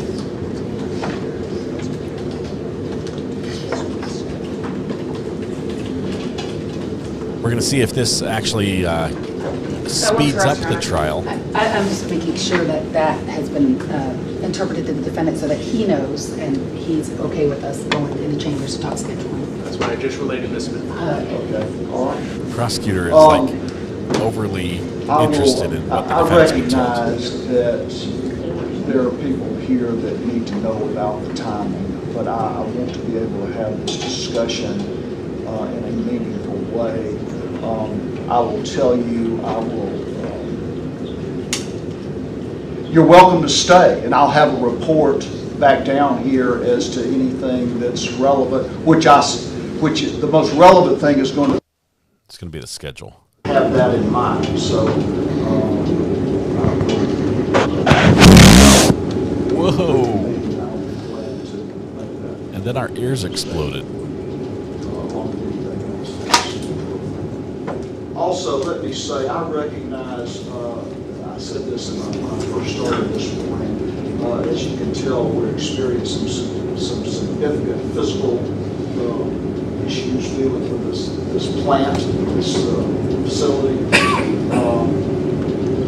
that happened. This is the best court setting that we have available in the courthouse today. Hopefully that will improve, but that's just sort of a day-by-day thing. I don't need to. All of that started happening this weekend too. So something happened over the weekends that is impacts all of you and how you come and go and what you plan on. And that's the other thing that we'll talk about upstairs. Geographically. Where I think we'll be and how we can do that and that sort of thing. Yes, sir. All right. We'll see upstairs in 10 minutes. Yes, sir. Give y'all a chance to get there. Everybody remain seated in the courtroom, please. Okay, so hold tight. We're gonna jump back. What just happened there? The judge says he wants to go out and have a meeting with everybody upstairs and discuss the scheduling, and then once that's done, he's going to come back down and report how things went. That was a few minutes ago. They're still in the meeting. They haven't come down now. So live, if we were to look at it live, we would be looking at the ceiling in the courtroom. He also said there's something happened over the weekend that may have caused problems with how they are watching or how they're participating in court and what rooms are available in court. While they're off doing that, I'm going to jump back down to Judge Fleischer because I think we just got one of our familiar faces in here. Let's see if we can see who this is. Victoria. Okay. Vic, are you ready to do this?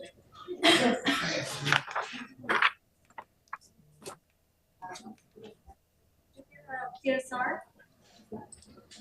There's already a bond set. Oh, okay. Yeah. Braden Brock, come up. Braden looks familiar. Oh. How you doing, Your Honor? Guys, do you mind helping me out, please?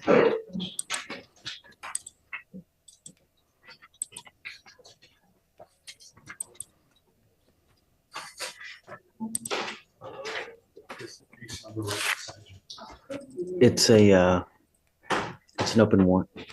Mr. Brock, you were arrested and charged with tampering with a government record. You're facing up to a year in jail and or a $4,000 fine.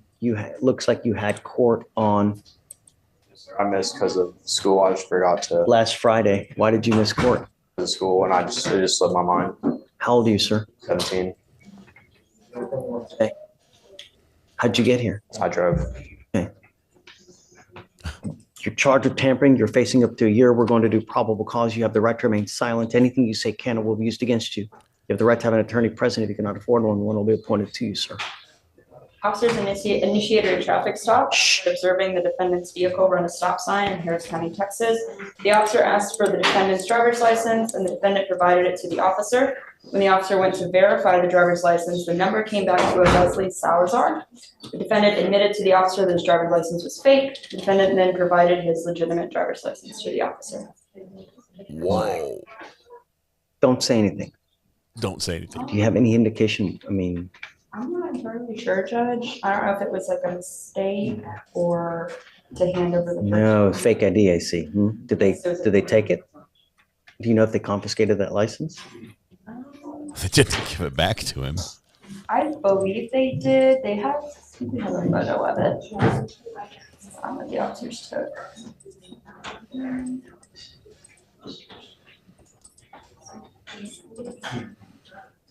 Those are chums on their sunglasses. Well, Mr. Brock, I'm going to find that there's probable cause to go forward with the case. Do you have a valid Texas driver license?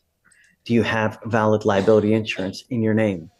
I'm assuming so, or in my mom's name. Don't assume anything. Never assume anything in life, because if you get into a wreck and you kill a 5-year-old kid, they don't care whether you make assumptions or not. The only question is whether you do or not. And if you don't, then you're not allowed to drive. And I'm making that a condition of your bond. Yes, it was taken. Wonderful.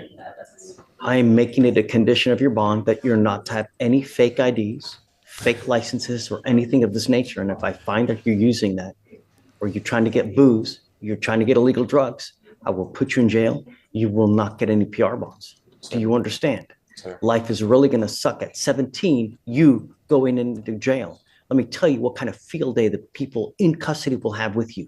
You have any clue what they will do to you in custody? Take a guess. Imagine your worst nightmare. It's worse. Get my drift? Wow.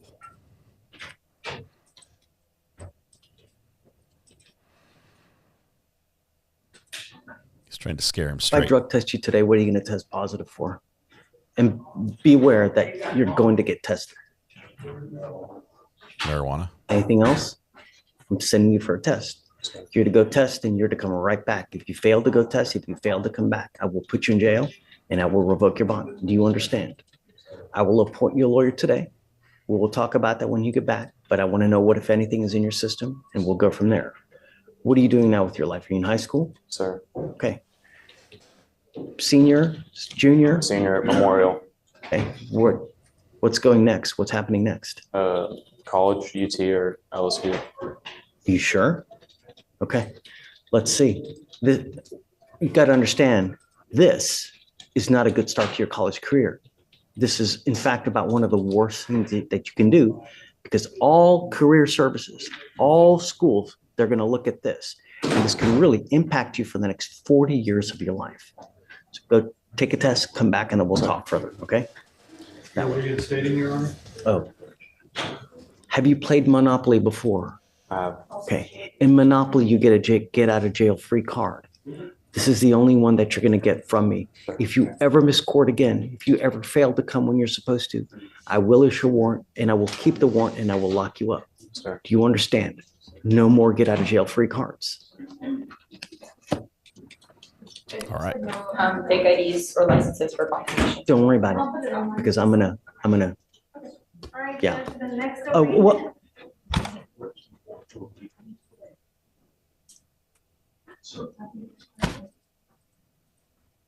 One more. Did you think that you were coming to the beach today in shorts? Yeah, I'm sorry. I completely wasn't using my head. You know, when my kids tell me sorry, It's my first time in court. Sorry. it's a court. You know, in court, you're supposed to dress a certain way. This isn't the circus, man. You know, you continue to say sorry for things. At some point, your sorry will go in this ear and will go out that ear. Do you understand? Sir. Everything you're doing here, I'm going to mark it and we will know it. So that if you come in here and try to play this game again, I will put you on my knee like a little child and I'm going to spank you like a little child, but I will do it with a ton of jail time. Do you understand? Sir. Shorts, flip flops, sunglasses. Oh no, he's got tennis shoes. Yeah. Sorry, Judge. I was at the gym. So at the gym, just ran down here between a couple of reps. Page 11.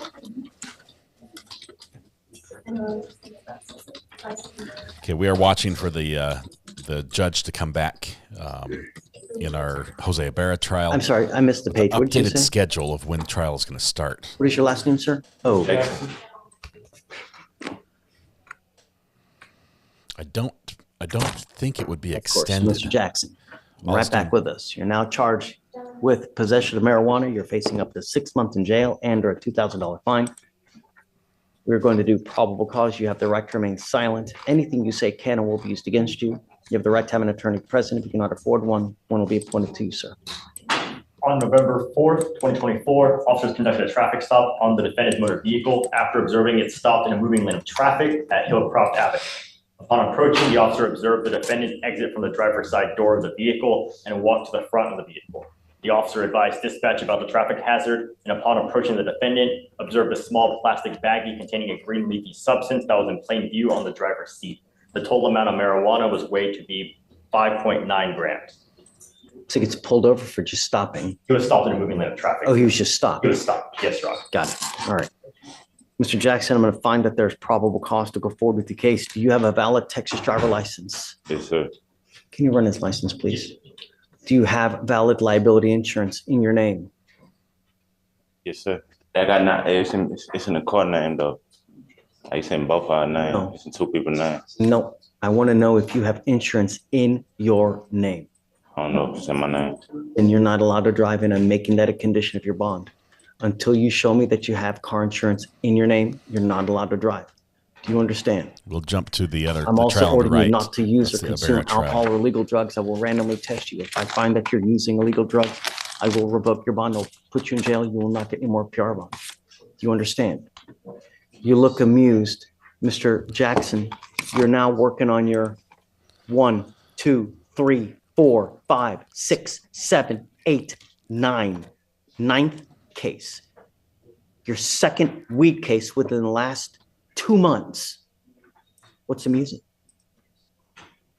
What do you do with yourself these days? Do you work? Yes, sir.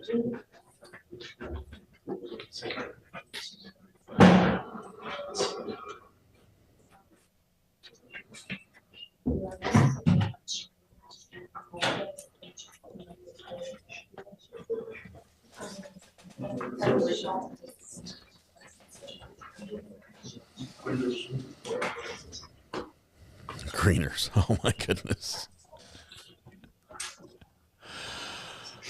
Oh man.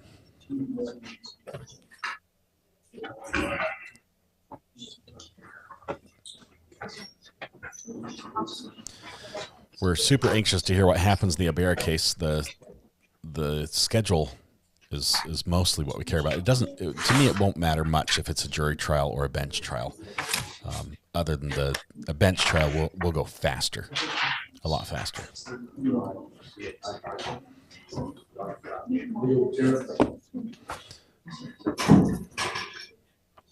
You will be signing an affidavit with me today promising you're not going to drive, Mr. Jackson, number one. Number two, we are going to reset your case to give you time to hire a lawyer. I'm going to bring you back in 40 days. I'm ordering you not to use any illegal drugs. That includes marijuana, and I'm going to test you again. If I find that you test positive for marijuana, I'm going to lock you up. Do you understand? Okay, come on. So, Vic, set it 43 days to come back, and we test him on when he comes back.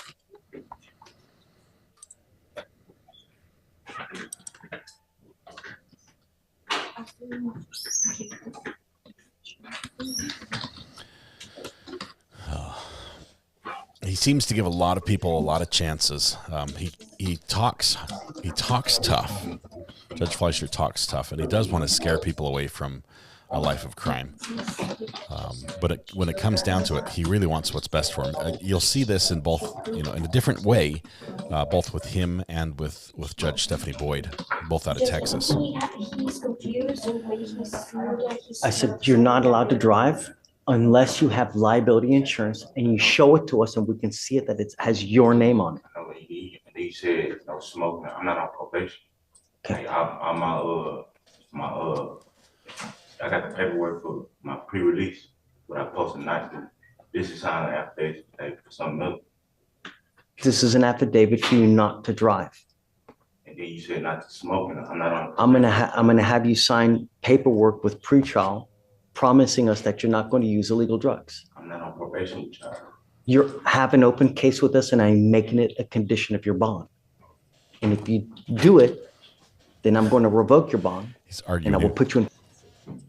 So like right There now, are plenty of places in the United States that you can go to. California, go to Colorado, go to perhaps Arizona. Texas, it's illegal. if I don't sign it right now, which I don't knock me up to, Correct. I don't know. If I don't sign this, Hey, I'm asking you to follow the law. I'm not asking you to split the atom. Just follow the law. If you don't like it, there's other places you can go. for how long though? That's what I'm asking. Forever. You got to follow the law forever, man. I'm talking about if I'm trying to see. Go get insurance. Show me that it has your name on it, and I'll let you drive. I just got to know that if you get into a car wreck, other people are protected. Because if you hit someone else's car and you create $10,000 worth of damage and you ain't got insurance, they're out $10,000. Insurance covers you for that fact to pay them. That's not what I'm asking. This is what I'm asking. Like probation stuff. You're not on. No, I'm making it a condition. I already signed my conditions when I got out of jail to be pre-released already. So it's another condition. Correct. Yeah. Right. Those were conditions that the magistrate gave you, if they gave you conditions. I am doing more. We're going back to the other trial here. I care more. I'm doing more because I care more. That's why. We're going to pause Judge Fleischer. If you don't like it, don't get in trouble. It's easy money. Okay, here we go. Let's turn off this guy and jump here. Oh, I need to get the audio going in both ears. This is going to be a little loud for a second.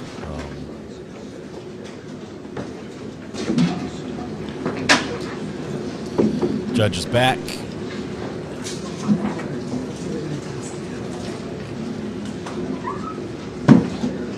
Nice watch.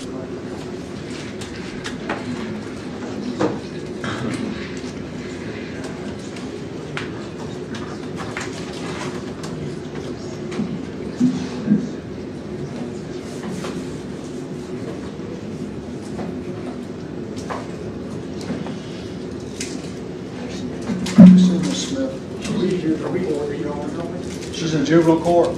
Does she know we're waiting on her? No, she said if we need to get her. Well, then, did you get her? Hands on. Okay, thank you. And our victim's family's coming down as well. They're on the stairs. Our victim's family's also coming Okay, down. that's fine. Okay, thank you. The AC you see there on the carved in the wood is Athens County, which is where this court is taking place. This is the Jose Ibarra trial. The judge and counsel for the defendant and the defense and prosecution just met in chambers and discussed the new schedule going forward in this trial, considering that just today, after defense lost basically all their motions to exclude some of the key evidence against them. They lost. Then they filed a motion saying we'd like to waive our right to a jury trial. They no longer want all this terrible evidence that they tried to keep out going in front of a jury. Instead, they say we want a bench trial where a judge who is probably not going to make an emotional decision based on the evidence he sees will rule on the guilt in this case. So the judge, it looks like he's granted that. We're now going to have the results of that in the in-chamber meeting. The audio might be terrible here. I apologize. They're switching this, but I think they're manually plugging in cables and unplugging cables to switch. This is terrible. But there's the defendant. He speaks Spanish. He has a translator next to him who will be interpreting for him. Charged with murder. I think we have watched a bench trial before. I'm trying to think. 9 a.m. this Friday morning. As previously stated, this is going to be a bench trial.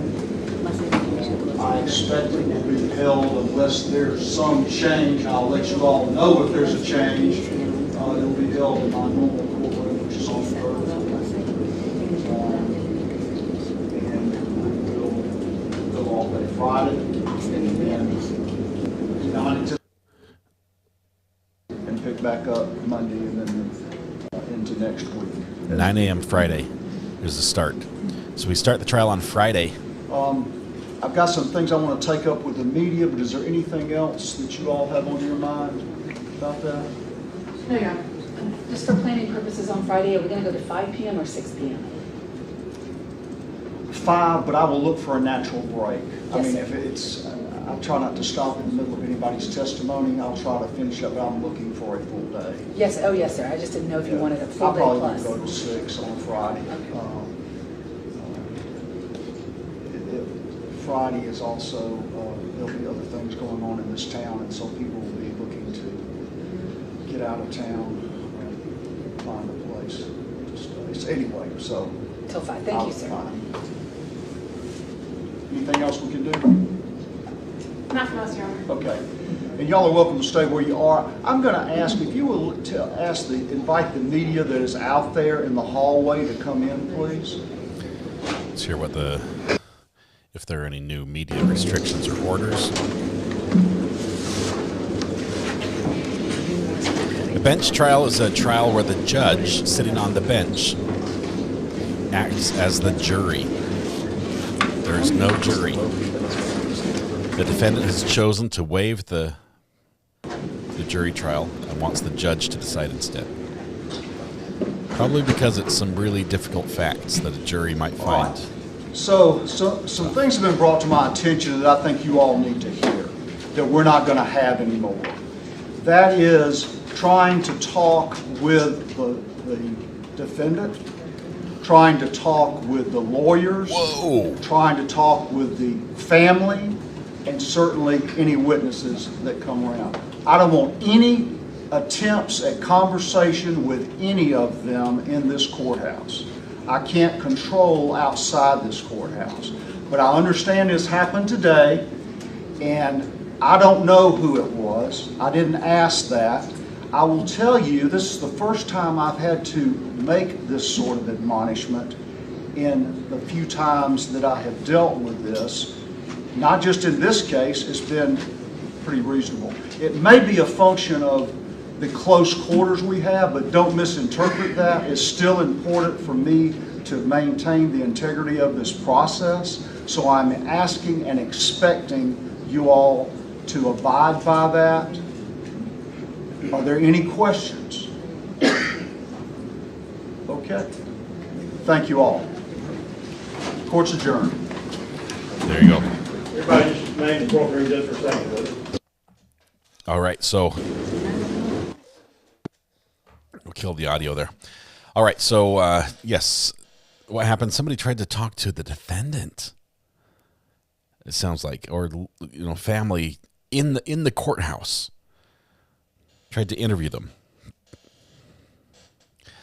This is what gets the media a black eye, and it's what loses our rights to access to trial when people do that. So that is just terrible. All right. One person got everyone yelled at. Pretty much. There was one. And what is this trial? This is the next trial we're following. Starts on Friday. That's the new schedule. It was going to start tomorrow with jury selection, but because there's no jury selection, the defendant waived his right to a jury, which means there will be no jury seated there. The trier of fact will be the judge, so he's going to rule on what is admissible, and he's going to weigh the evidence and decide whether, in fact, he's guilty or not. So that's going to be very, very interesting, quite interesting. Let's see. I think we have. Let me go here.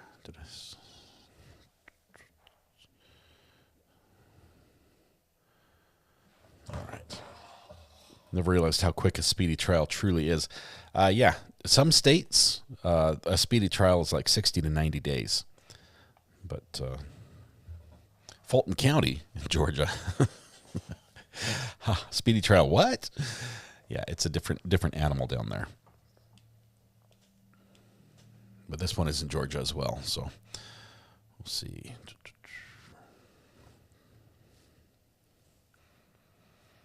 No such thing in Fulton.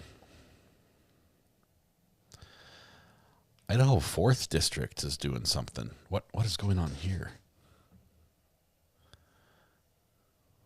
Do we have any audio? There's any prejudice to either party one way or the other, because all of the evidence that would be needed on count 1 is also needed for count 3. And so for that reasons, it's not going to change trial at all. But AG Labrador enjoys sovereign immunity just as the state of Idaho enjoys sovereign immunity as well. Thank you. All right. So I think that was a little different than perhaps assumption I made. But in any event, if the defense, if the plaintiffs would like to address the subject, you're welcome to do that. Thank you, Your Honor. First, we believe the state's sovereign immunity arguments are foreclosed by the Idaho Supreme Court's decision in Planned Parenthood versus Idaho.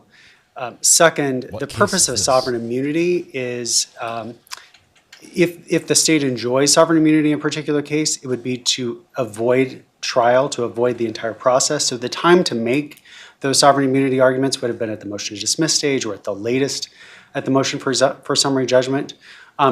I do believe case law demonstrates that sovereign immunity is a waivable offense, or excuse me, is waivable. So if they have not made these arguments previously, they are waived. We should proceed as normal. Third,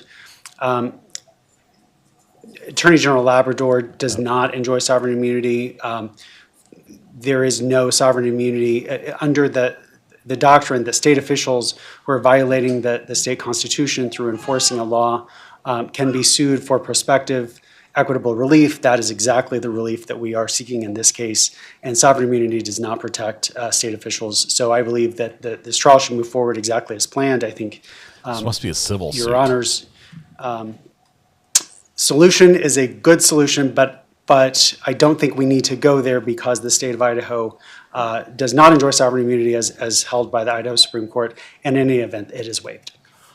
All right. So the gist of it is, from your standpoint, although you disagree with Mr. Craig that Attorney General Labrador would have sovereign immunity, you are not asking me to undo the order of dismissal of Attorney General Labrador because you think you're going to defeat the sovereign immunity defense regardless. Is that a fair summary? Look, we disagreed with the court's dismissal of Attorney General Labrador. So, we would ask that you rescind that order and reconsider it, and reinstate him as a defendant. Our position all along has been relief against the state of Idaho. However, does extend to every state official, everyone exercising state power. And in fact, the Idaho Supreme Court has said that in the Planned Parenthood versus Idaho decision. The judge is really smiley. So, we would be comfortable if you did want to rescind that dismissal as a bootstrap to make sure that we can proceed today as we have all planned. All right. Well, I certainly don't have a problem with proceeding today, and if what Mr. Craig's is saying is equivalent to saying it's the way he defends the case on the state's behalf is the same way he'd defend the case on Attorney General Labrador's behalf, were Attorney General Labrador reinstated as a party, then I suppose we could simply proceed and without an immediate decision on this topic, and can address it as the trial, I guess, proceeds. Can't just add something to the case halfway through. If I am forced to make a decision on the topic right now, I think my inclination, if the state is going to pursue a sovereign immunity defense, would be to bring the Attorney General back into the case.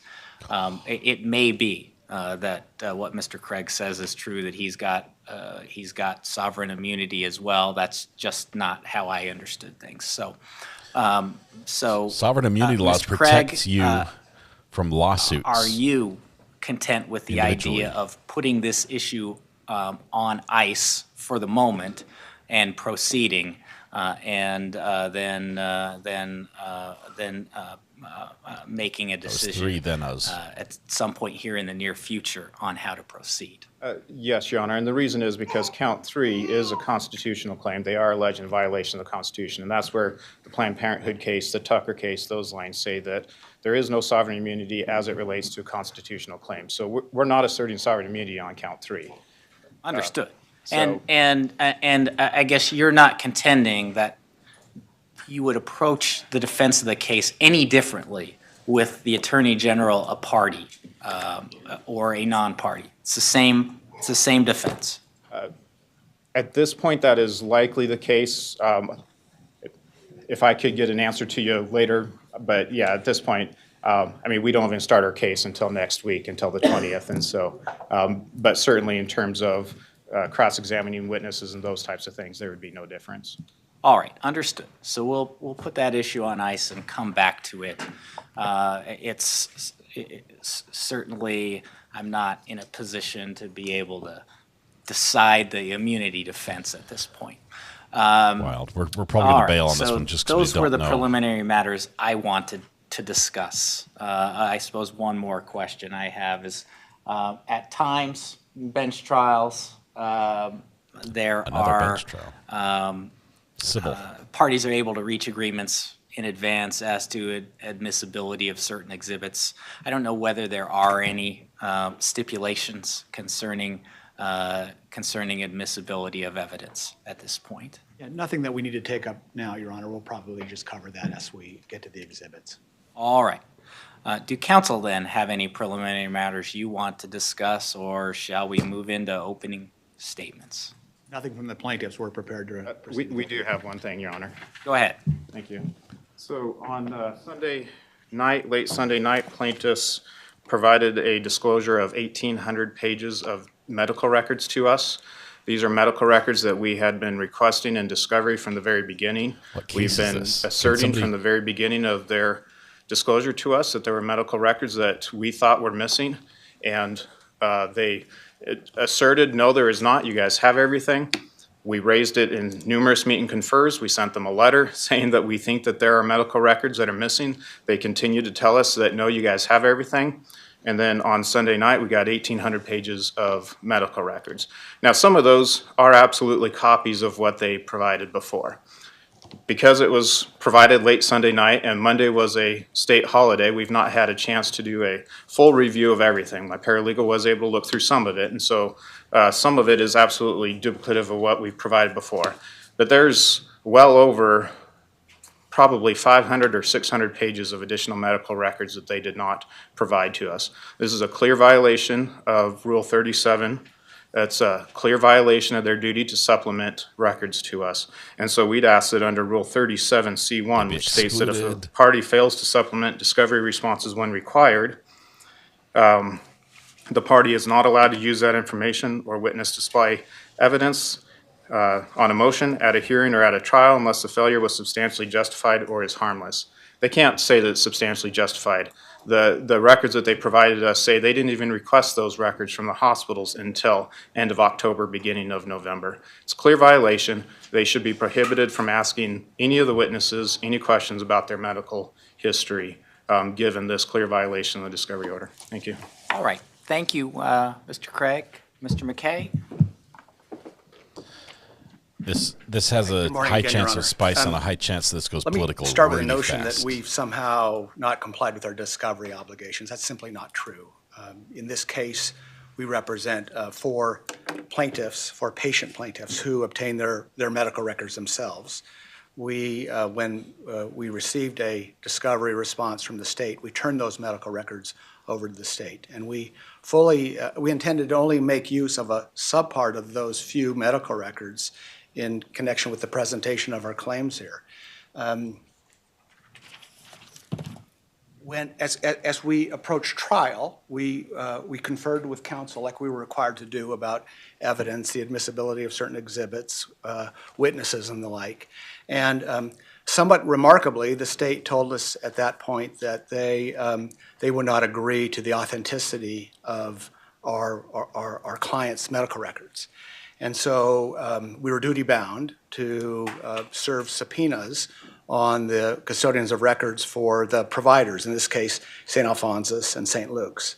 And so we served those trial subpoenas. We just recently received medical records. We received medical records as late as Friday from St. Luke's. We went through those records. We applied redactions to PII and the other redactions that we had made during the course of discovery, and we turned those promptly over to the state.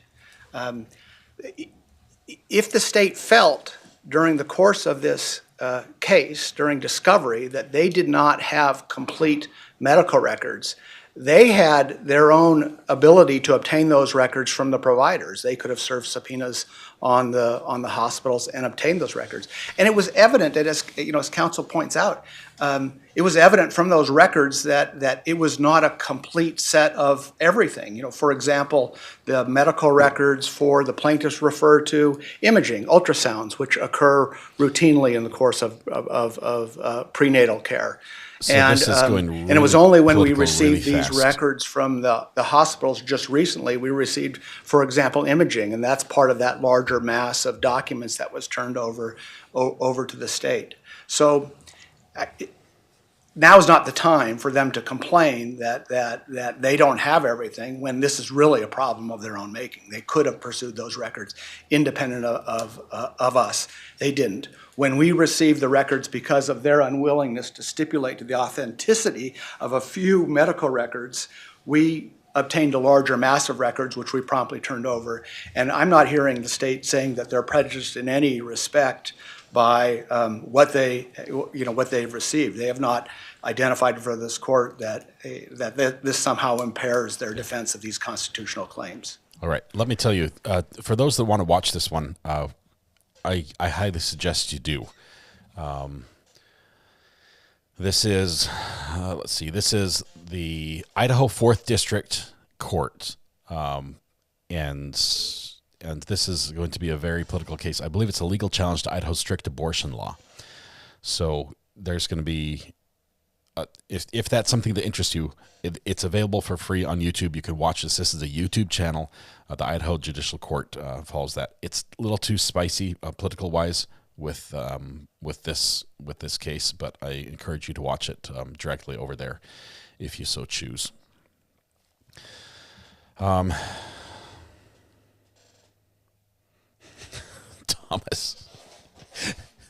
Thomas, I imagine you're eating popcorn right now. All right. Is that the Koberger trial courtroom? I don't think it is. I don't think so.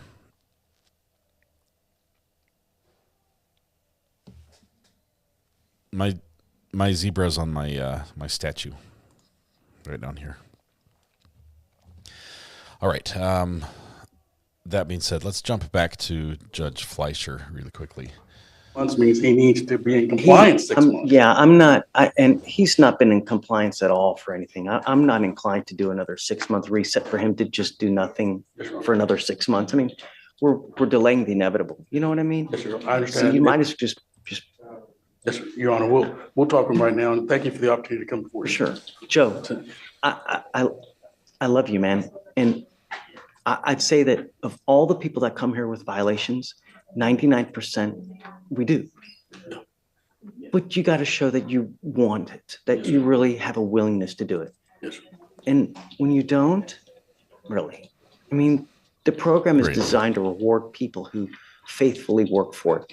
And I get that there are hiccups in life, but when you do nothing, been in lockout for an entire year, you literally have done nothing for an entire year, and all you've done is continue to smoke weed the whole time.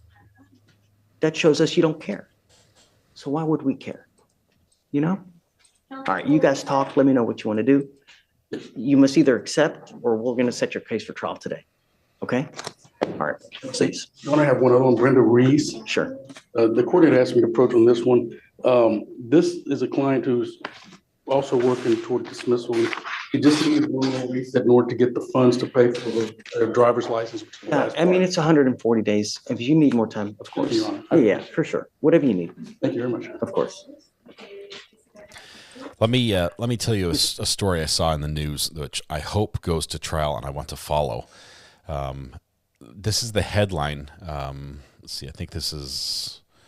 I think it's courtesy of CNN. Man who allegedly staged bear attack arrested for murder in stolen identity scheme. South Carolina, Columbia, South Carolina, is where the arrest took place. But a man accused of killing a person and staging it as a fatal bear attack in Tennessee was taken into custody over the weekend on murder charges in what the authorities believe as a plot to steal the victim's identity. First-degree murder out of Monroe County, Tennessee. A parole violation out of Alabama. This happened on October 18th. He called 911 pretending to be a distressed hiker who'd fallen off a cliff while running from a bear. That's his story. That's what he went with. When they arrived at the scene, they found a dead man with identification belonging to the victim. Investigators determined the body was not Andrade. Sorry. Whoa.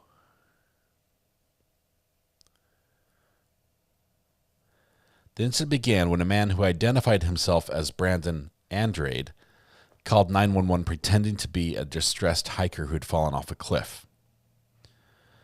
When they arrive on the scene, they find a body of a guy who has identification belonging to Andrade, but they determined his body was not Andrade, and the Andrade's ID had been stolen and used on multiple occasions.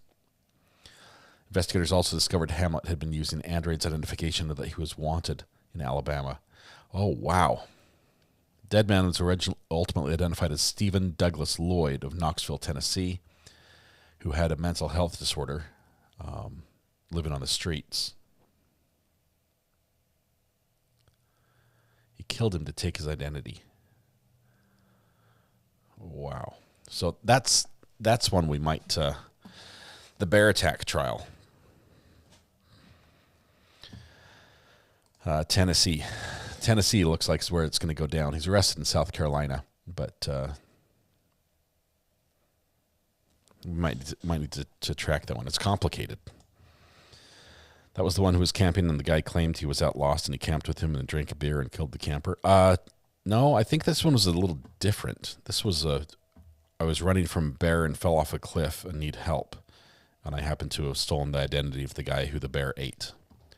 Because when you don't have to this is for those who are not big into the outdoors, you don't have to be so fit and so capable that you can outrun a bear in a bear attack. You just have to outrun one of the people in your group, and apparently that's the story you went with.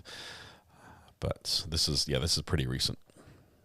Is the trial already coming up? No, this one the arrest just barely happened. We just want to get it on the docket. Wisconsin official believe kayaker missing since summer faked his death and is in Europe. Living the good life. He's in London, taking selfies in front of Big Ben. J.P. Miller, I'll keep an eye on that. Obviously, that's an interesting one. Also out of South Carolina, that's the pastor in the Micah Miller death investigation, I believe.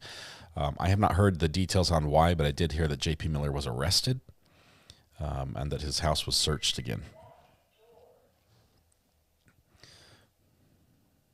Just happened to steal an identity after falling off a cliff.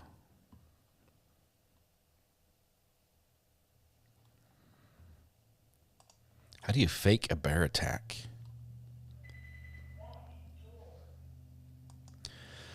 Megan Valentine in Illinois, she killed her husband that was a judge. Ooh, that doesn't end well usually.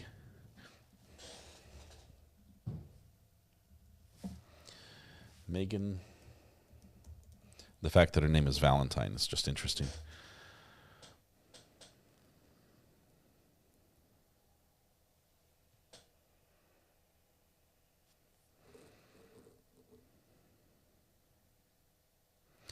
So that just barely happened just a few days ago. She appeared in court 4 days ago.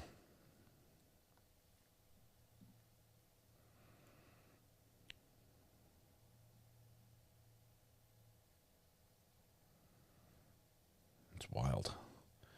You've got a few ones. We also have in Kentucky, right? We've got the sheriff that shot the judge. Lots of things going on. Sarah T, member for 8 months. For 2 days, my chats won't post, and I can't see anyone else. I'm sad. Can anyone help me? Sarah, call me on the burner phone and tell me what was in the message, because if it said something about verdict or guilty or Delphi or something like that, we never saw it because those were banned words in the past couple days. But if you call the burner phone, tell me what was in the message. I can tell you if it had banned words or not.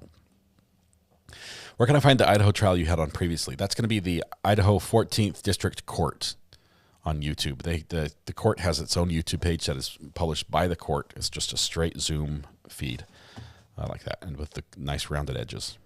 We've been in that court once before on some court hopping.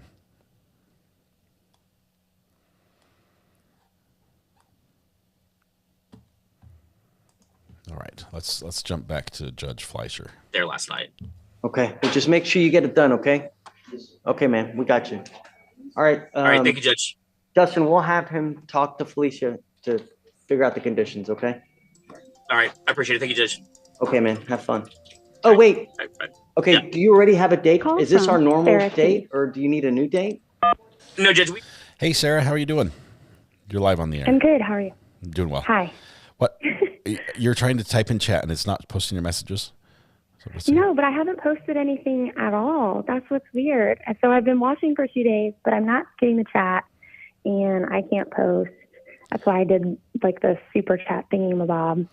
And I'm sad because I want to see what everyone's saying, and I want to be able to contribute. But I haven't posted anything about a verdict or anything like that. You're logged in? Yeah. I didn't know if anyone else dealt with this or not. And I have tried, I unsubscribed and then I subscribed again, and I keep refreshing, and I've been doing all these things. And What's your username in YouTube? What do we see you as? I think just Sarah T. Sarah T. Let's see. I'm going to do a quick check of the about 200 people who are in the naughty list. So just one second. Oh no, I didn't post anything. Sometimes when we ban somebody, it's YouTube scrolls right as you ban somebody, and it applies it to somebody else. And the mods, the mods can't help that. YouTube just does that. But usually we try to fix it really quickly. Sarah T. Okay, while I'm looking, stay on the phone. We're going to watch Judge Fleischer. On this. So, Judge, this is a failed PTI, obviously. Would you take a time served? Yes, Okay. sure, of course. Yeah, absolutely. I get it. Thank you, Ron. Just, you made the wrong decision initially. I'm not going to hold you to it. Maybe From now on, though, it's 30 days, right? too much So of everyone's therein lies the time rub. at some point, Yeah, you know, absolutely, kinda, I of don't course. know. But I didn't post anything. You're not on the naughty list. Last week. Oh, You're then not I on don't the know what's naughty going on. Just type. You can't see chat at all. What device are you using? Just a computer. I can try on my phone, I guess. Yeah, try a See if different that works. device and maybe refresh or update it. Okay. Well, thank you. Yeah, I see you in chat. I can send you a message like that, so you're there. Yeah, I don't get anything. Okay, well, I'll get it figured out, but just know I'm here and I'm watching. All right, thanks, Sarah. Appreciate it. We'll see you. Okay, bye. Bye. All right. YouTube has been really. If you're seeing blurry video, 99% of the time that's on your end. You need to refresh or change the settings to choose a higher resolution. Hey, can you turn on my fan over there? I'm about to sweat to death. Maybe pointed at me. On 1 would be great. Sorry. Sorry about that. You can't find the Idaho court.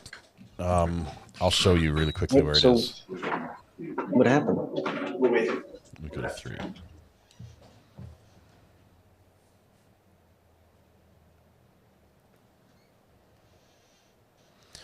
Idaho 4th District Court.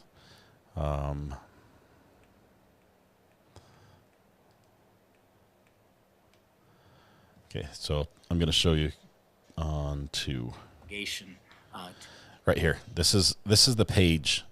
This is the page you need to go to. Idaho 4th District Court. And the @ is Idaho 4th District Court. So if you go youtube.com/@ Idaho 4th District Court, it will go there. That'll get you right to the channel. Okay. Does that work?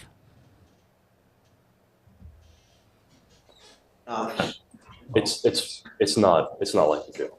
Really? Yeah, they're in plain clothes. They're not in handcuffs. They have plenty of hours.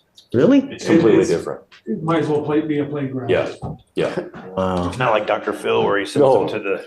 No. Okay. It's playground. No. I'm not going to put in, just be careful. It's evident she's bringing you down too. And I'm so sorry for it. You're welcome to come bring her here. We'll try to help you out. Yes. If she'll listen to me, I'll try to talk to her or whatever you need. We're at your disposal, Thank you. I appreciate that. You ever need funds for anything, just let me know. Okay. That's why, I wanted to appoint you someone because there's always two sides, right? We get one side here, but a lot of times you don't get the other side. And a lot of times we take that for granted. And it's good to have another ear in just so that we always know we get a complete picture. And it's just so important. So Yes, sir. I'm sorry you're going through that. And I hope it gets better. If you keep loving, I got to imagine she's going to get better. Really. Because I tell you, I was the same way. Hell on wheels. And if it weren't for my folks, holy moly, I don't know where I would be, really. So, okay, man, thanks. So we've given you a lawyer. Just stay in touch with James. He'll tell you when to come back, what you need to do. I'll waive your appearance. You don't have to waste your time to come into court. Just stay in touch and then you guys work it out. Okay? Yes, sir. Okay. Thank Best you. of luck to you. So the protective order and the. No conditions, and no. No conditions. Okay. Just, just hold on to it. But yeah, we'll shred it. Just shred it. Okay. Shred it. Yeah. Okay. Don't waste your time going to court.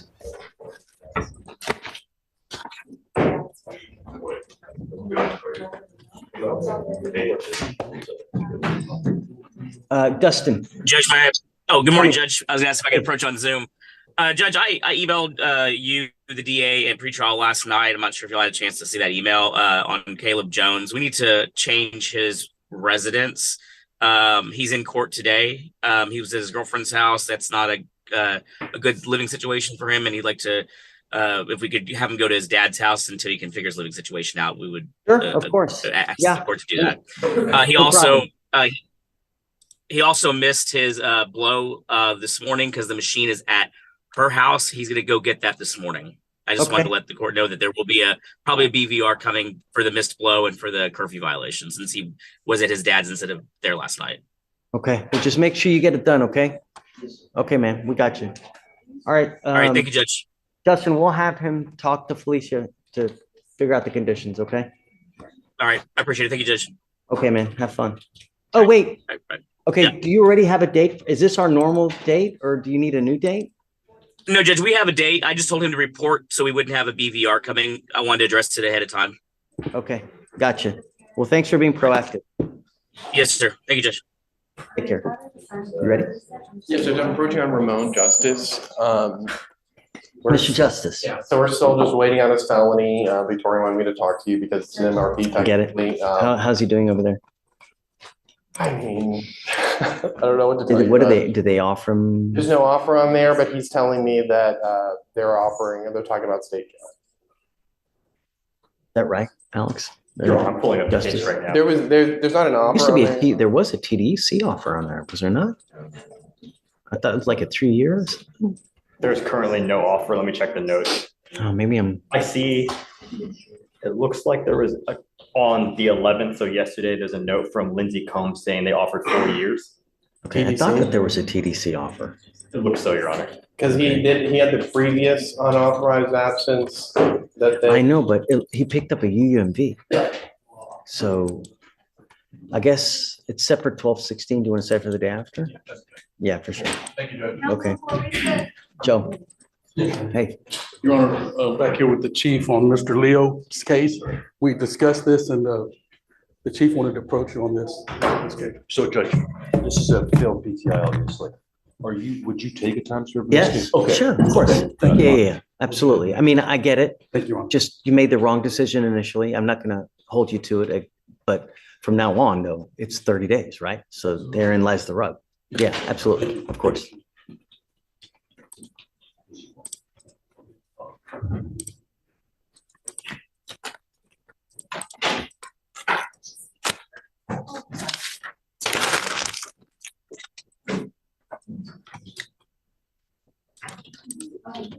Sarah, glad you made it in. Thank you, thank you.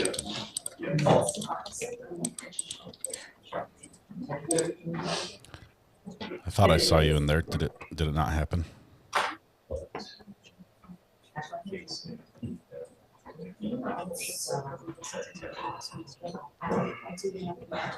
Show you're in chat. I'm not sure. Maybe you're not.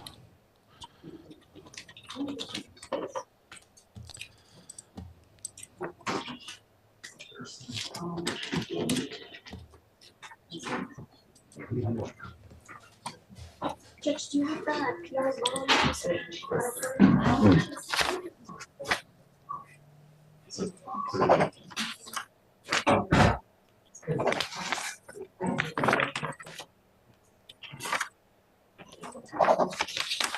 Sorry. Sorry about that.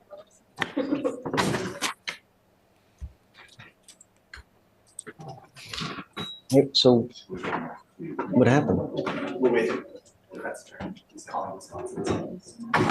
He's calling Wisconsin? Is there? They're responding. Are they going to withdraw the hold, you think? He's calling the attorney over in Wisconsin. Okay.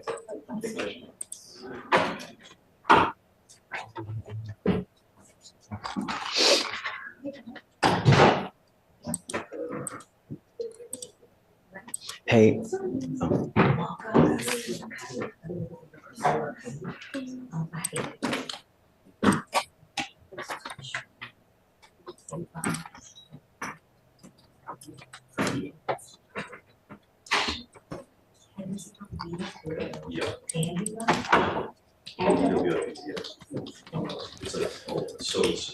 Head to another Texas court here real quickly.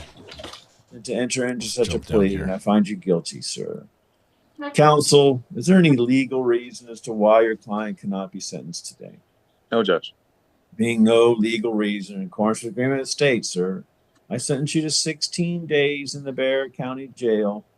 I'll give you credit for time served. There is a $0 fine plus court costs. The time and the money will run concurrent, and this is judgment satisfied. Sir, there's a plea bargain case. I followed the plea bargain. So you do not have the court's permission to appeal. You do not have the right to appeal. I'm making a certification of this for the record. We'll provide a copy of the certification to your attorney to provide to you.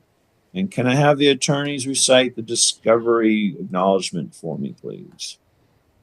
Yes, Judge. I believe I submitted a signed acknowledgement, 3914, but we, verbally agree that Michael Mornack followed. Thank you. Oh, thank you, sir. There's nothing else from either side. This matter is now concluded. Thank you, Sarah T. Appreciate it. Glad you Best got in. wishes to you, sir, Mr. Hernandez Contreras, and I'm turning off YouTube. And I'm turning off YouTube now. Wow, this judge. That was a funny one. Yeah, sort of didn't care about it, I think.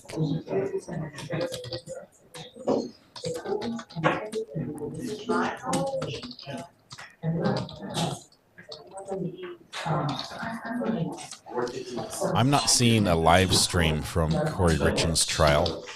I know there's a Zoom feed. My understanding of the court's rules on using that may be different than the understanding that the person who's sharing that has. So I can't go there.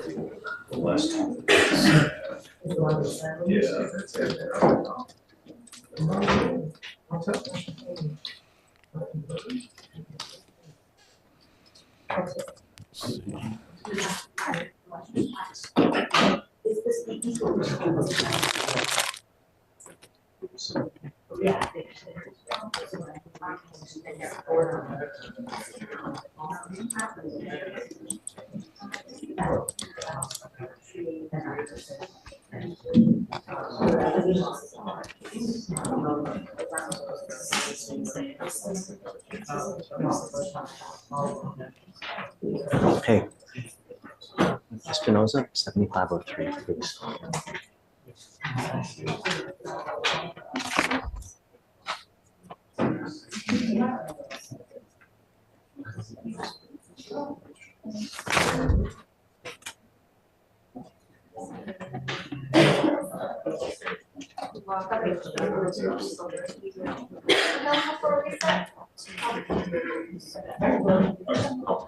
Yeah, it's what's up too, man.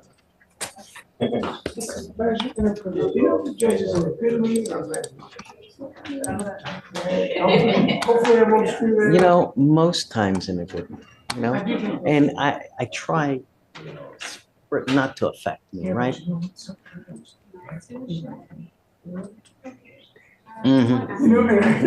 sometimes. No, I know. When I see you talking like that, I And can see you talking to a kid. Yeah, and I hope that people get that, and that, you know, but so, yeah, and I thought about that. Can you achieve and can you do the same thing here as in felony court? I think you have a better chance now. And I guess it also depends on what the charge is upstairs too. You know, a murder case, okay, you know, really. But that's a difficult one too. Yeah. Oh, also somebody had approached about subbing me out. He's not filed a motion to sub, but he filed this. No, I didn't. All I got was a motion to set a bond. Brian Burns, I think you know him. I'm sure you do. He's around. He should be here somewhere, right? Dave? I didn't see him in the hallway. And Amy's already reached out, but he hasn't responded. Nobody did. So I don't know. I don't know. Yeah. Let me. You know what? I do think it makes a difference.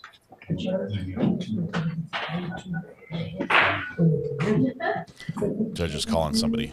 Yeah. Let me see if something's been filed, Mike, because I don't know. Motion to set. I'm here for you. I feel it. I live in this building. I feel you, bro. All I have is just a motion to set bond. That's it. All right, well. Have you seen a motion to sub in the White case? No? Okay. Okay. I can reach out to him and let you know if you want. You know what? You should. You know what I'll do? Why don't we try and reach out real quick? I'll the wait for a shorts few guy's minutes. back. If Mr. Kim is okay with that, then. I have no opposition. I'll stand down. Guess I'll wait This is too. all I've got today. Here, I was coming from Fort Bend County, so, yeah, I was there first. Sorry to hear about that. Yep. Thank you. Mr. Horak, you all right? Good. Hey, man, what's new? Good, you? Just trying to make it to Thanksgiving. You're doing good. You're doing good, Matt.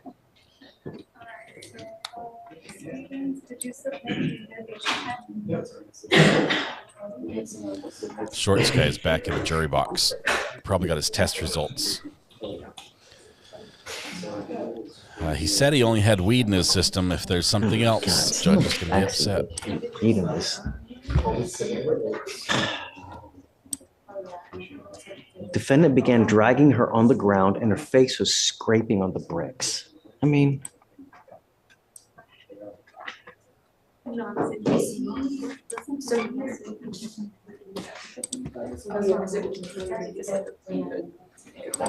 Yeah.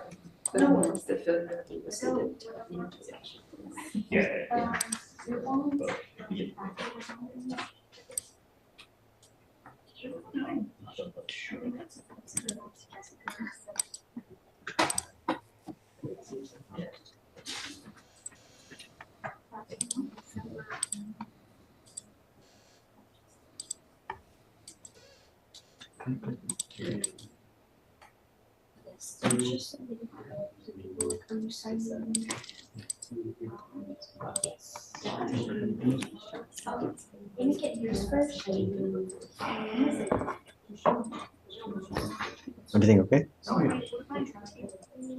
Friday, I have another hearing.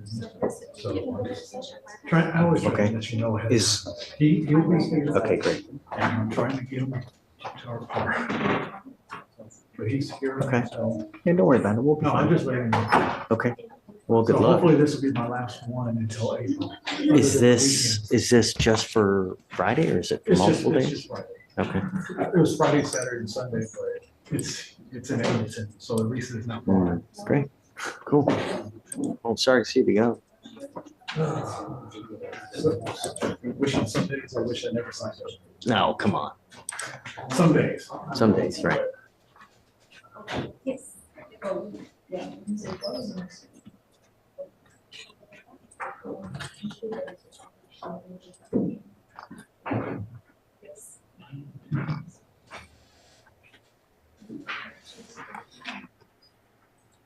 I can get your signature discovered.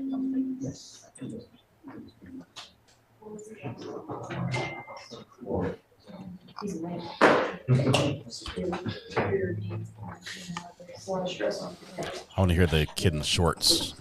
Let's call him back up.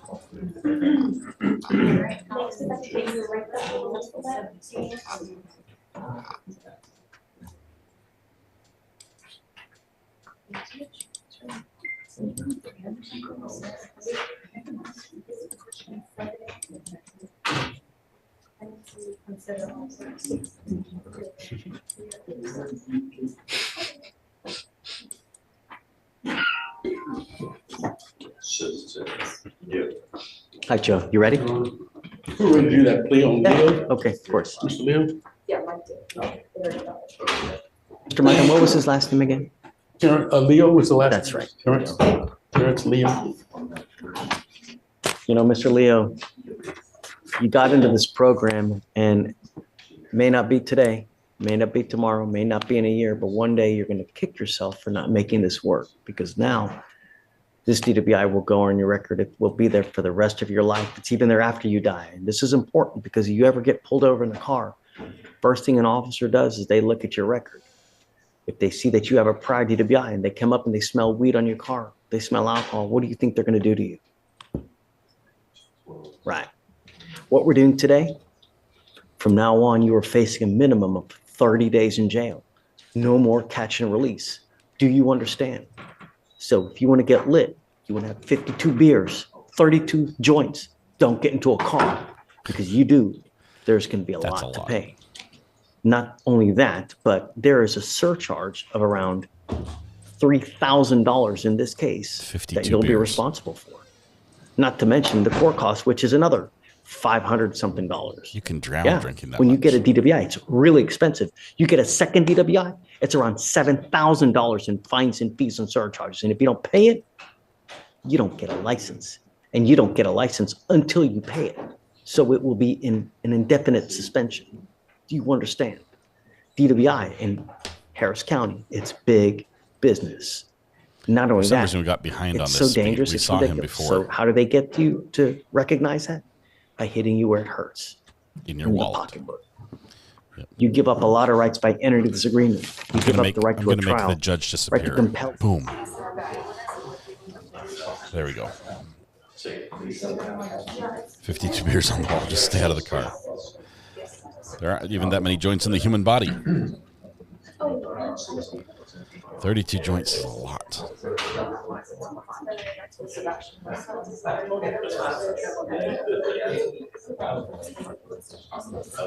Trying to see where that kid in the shorts shows up again.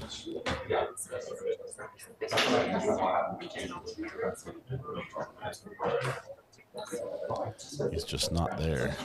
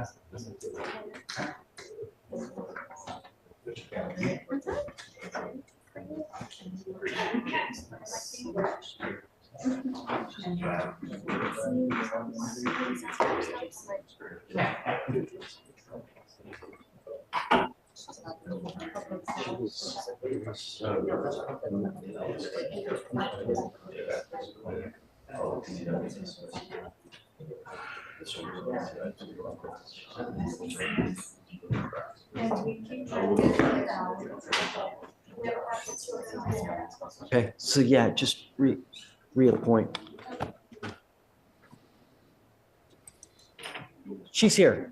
She's here. I wanted to send her for a test. She's coming. She'll be right back though. Thank you, Judge. For sure. Thanks, sir. Do you want me to get a hold of you when she comes back so you don't have to sit here and wait? Leave me your cell phone here. And then I'll text you when she comes back. And then that way you don't have to sit here and wait to do what you need to do.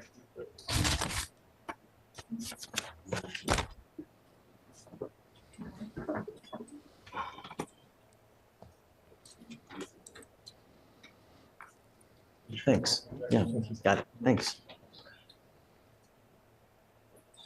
What if we get someone appointed and it's another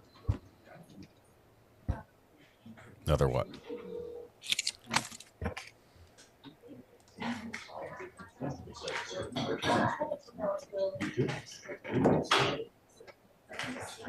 But I don't want to like get to where we're constantly doing, no. Yeah. Yeah.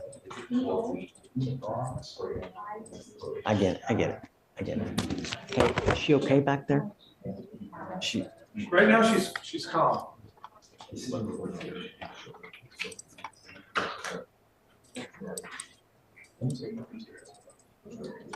When we brought her out last time, wasn't she fine as well or no?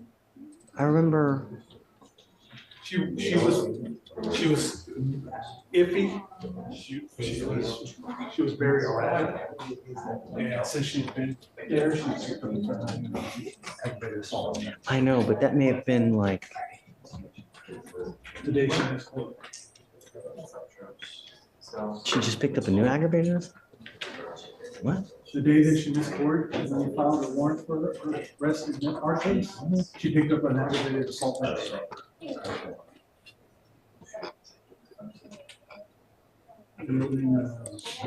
Butcher's knife.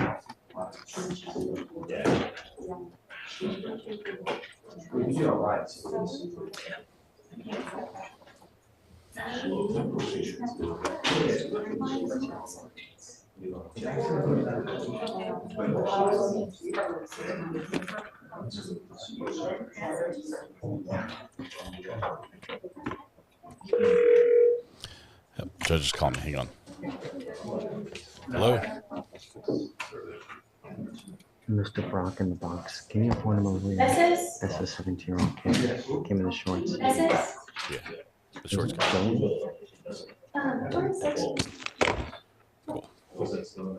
Okay, we're gonna do the kid with shorts now. He's gonna be appointed a lawyer.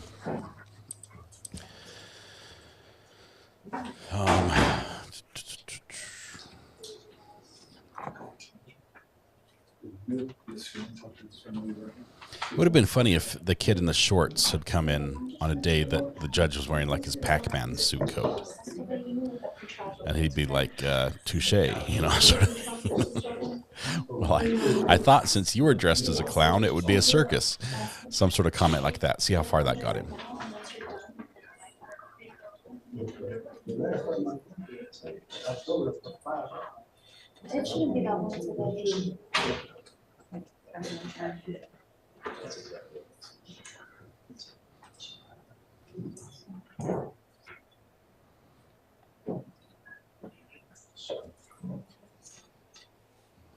Tisha. Oh, man.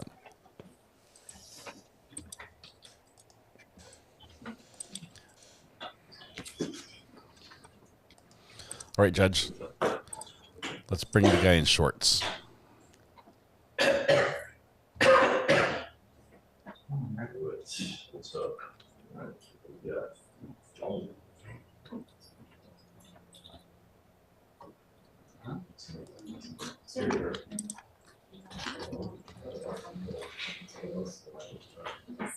This judge talks sternly to a lot of people, but oftentimes gives a lot of chances.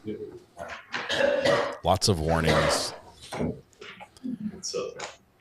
gonna be honest, bro. I don't think we're gonna miss this thing. I know he's like.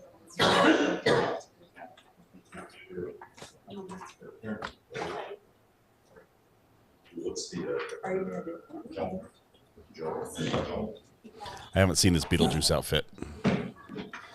Halloween outfit.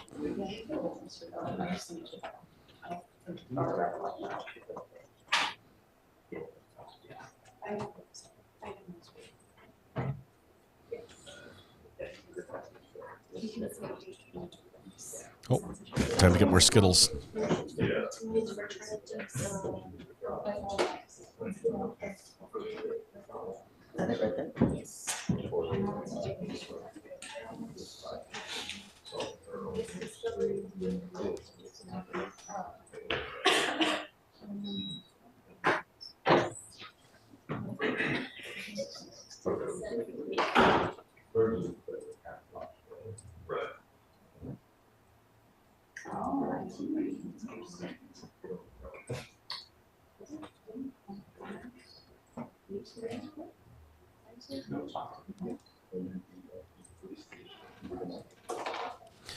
He really is good. When I first saw him, I was almost offended. I'm like, this guy is so disrespectful. And then you got to know what he was doing. You got to see how he was ruling and what he was doing for people.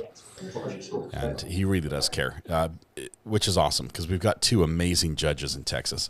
We've got Judge Fleischer and we've got Judge Stephanie Boyd. Both do the same thing in their own unique, very unique way. Both having YouTube channels, stream almost everything in court.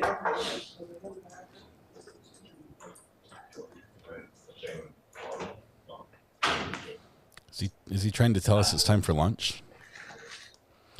He's grown on me. Yeah, you can start to tell when he's going to blow up on somebody, and it's repeat offenders, DUI.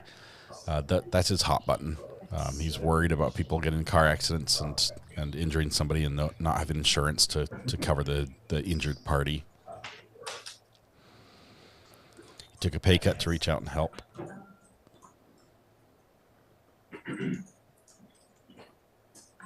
Well, there's nothing where she's at least on our. You said.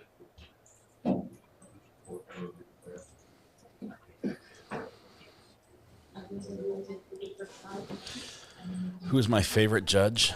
Oh, man. Let me tell you the traits I like in a judge that makes them my favorite. It makes them a good judge for me. I like a judge who can control their courtroom.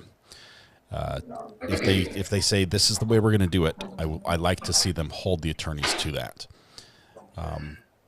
I like a judge who is not afraid to rule from the bench instead of just always, wait, let me Google that and then I'll get back to you.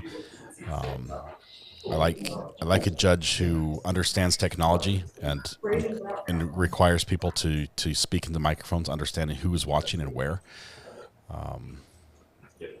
Like a judge who's not afraid of media in the courtroom, not afraid of the visibility into what's going on in his court or his or her court. That makes a good judge for me. And of course, you need to be fair, understanding the rights of the defendant and the rights of victims and the rule of law.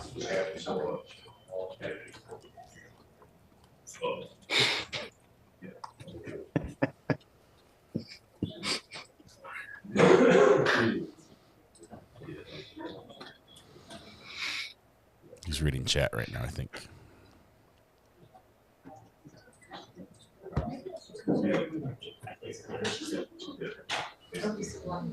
It's a bonus when they watch our live stream.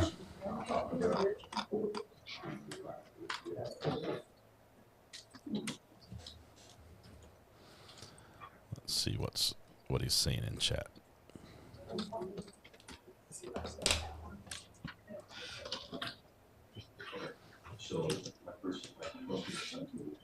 That was a quick power nap.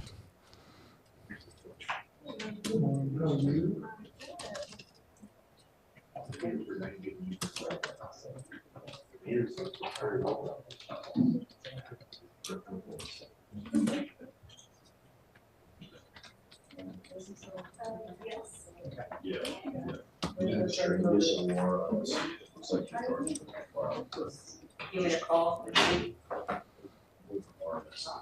think he was laughing about the power nap comment.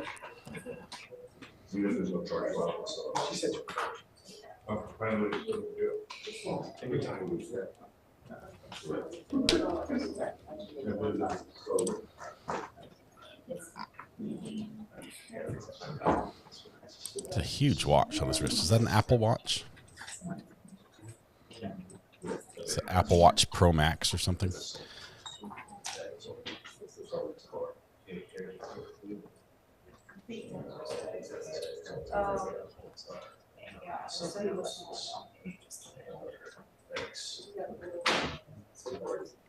All right. It looks like it's close to lunchtime. We're going to take a lunch break as well.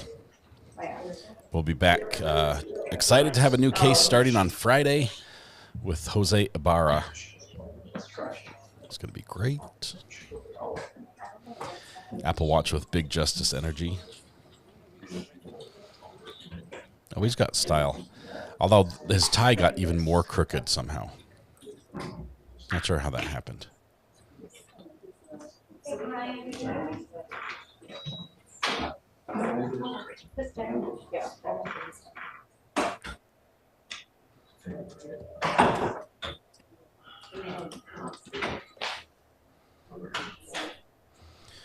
Okay, Judge. Don't hate me for this, but we're gonna go to lunch here. We'll be back. We'll be back.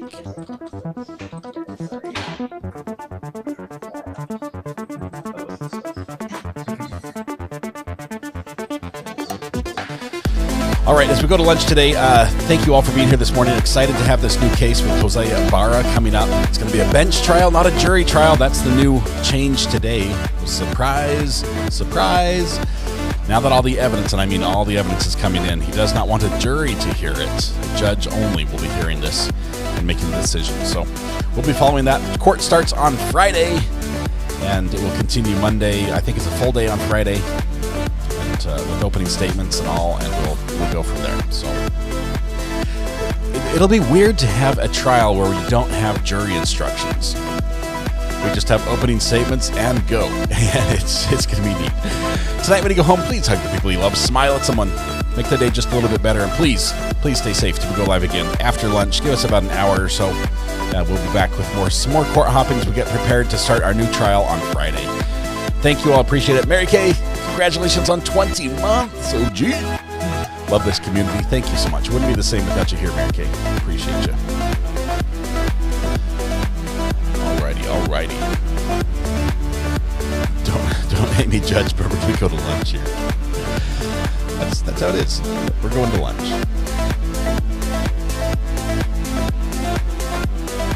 The jury instructions are the worst. I was going to kick back, taking it easy. All right. We'll see you guys after lunch. Have a good one.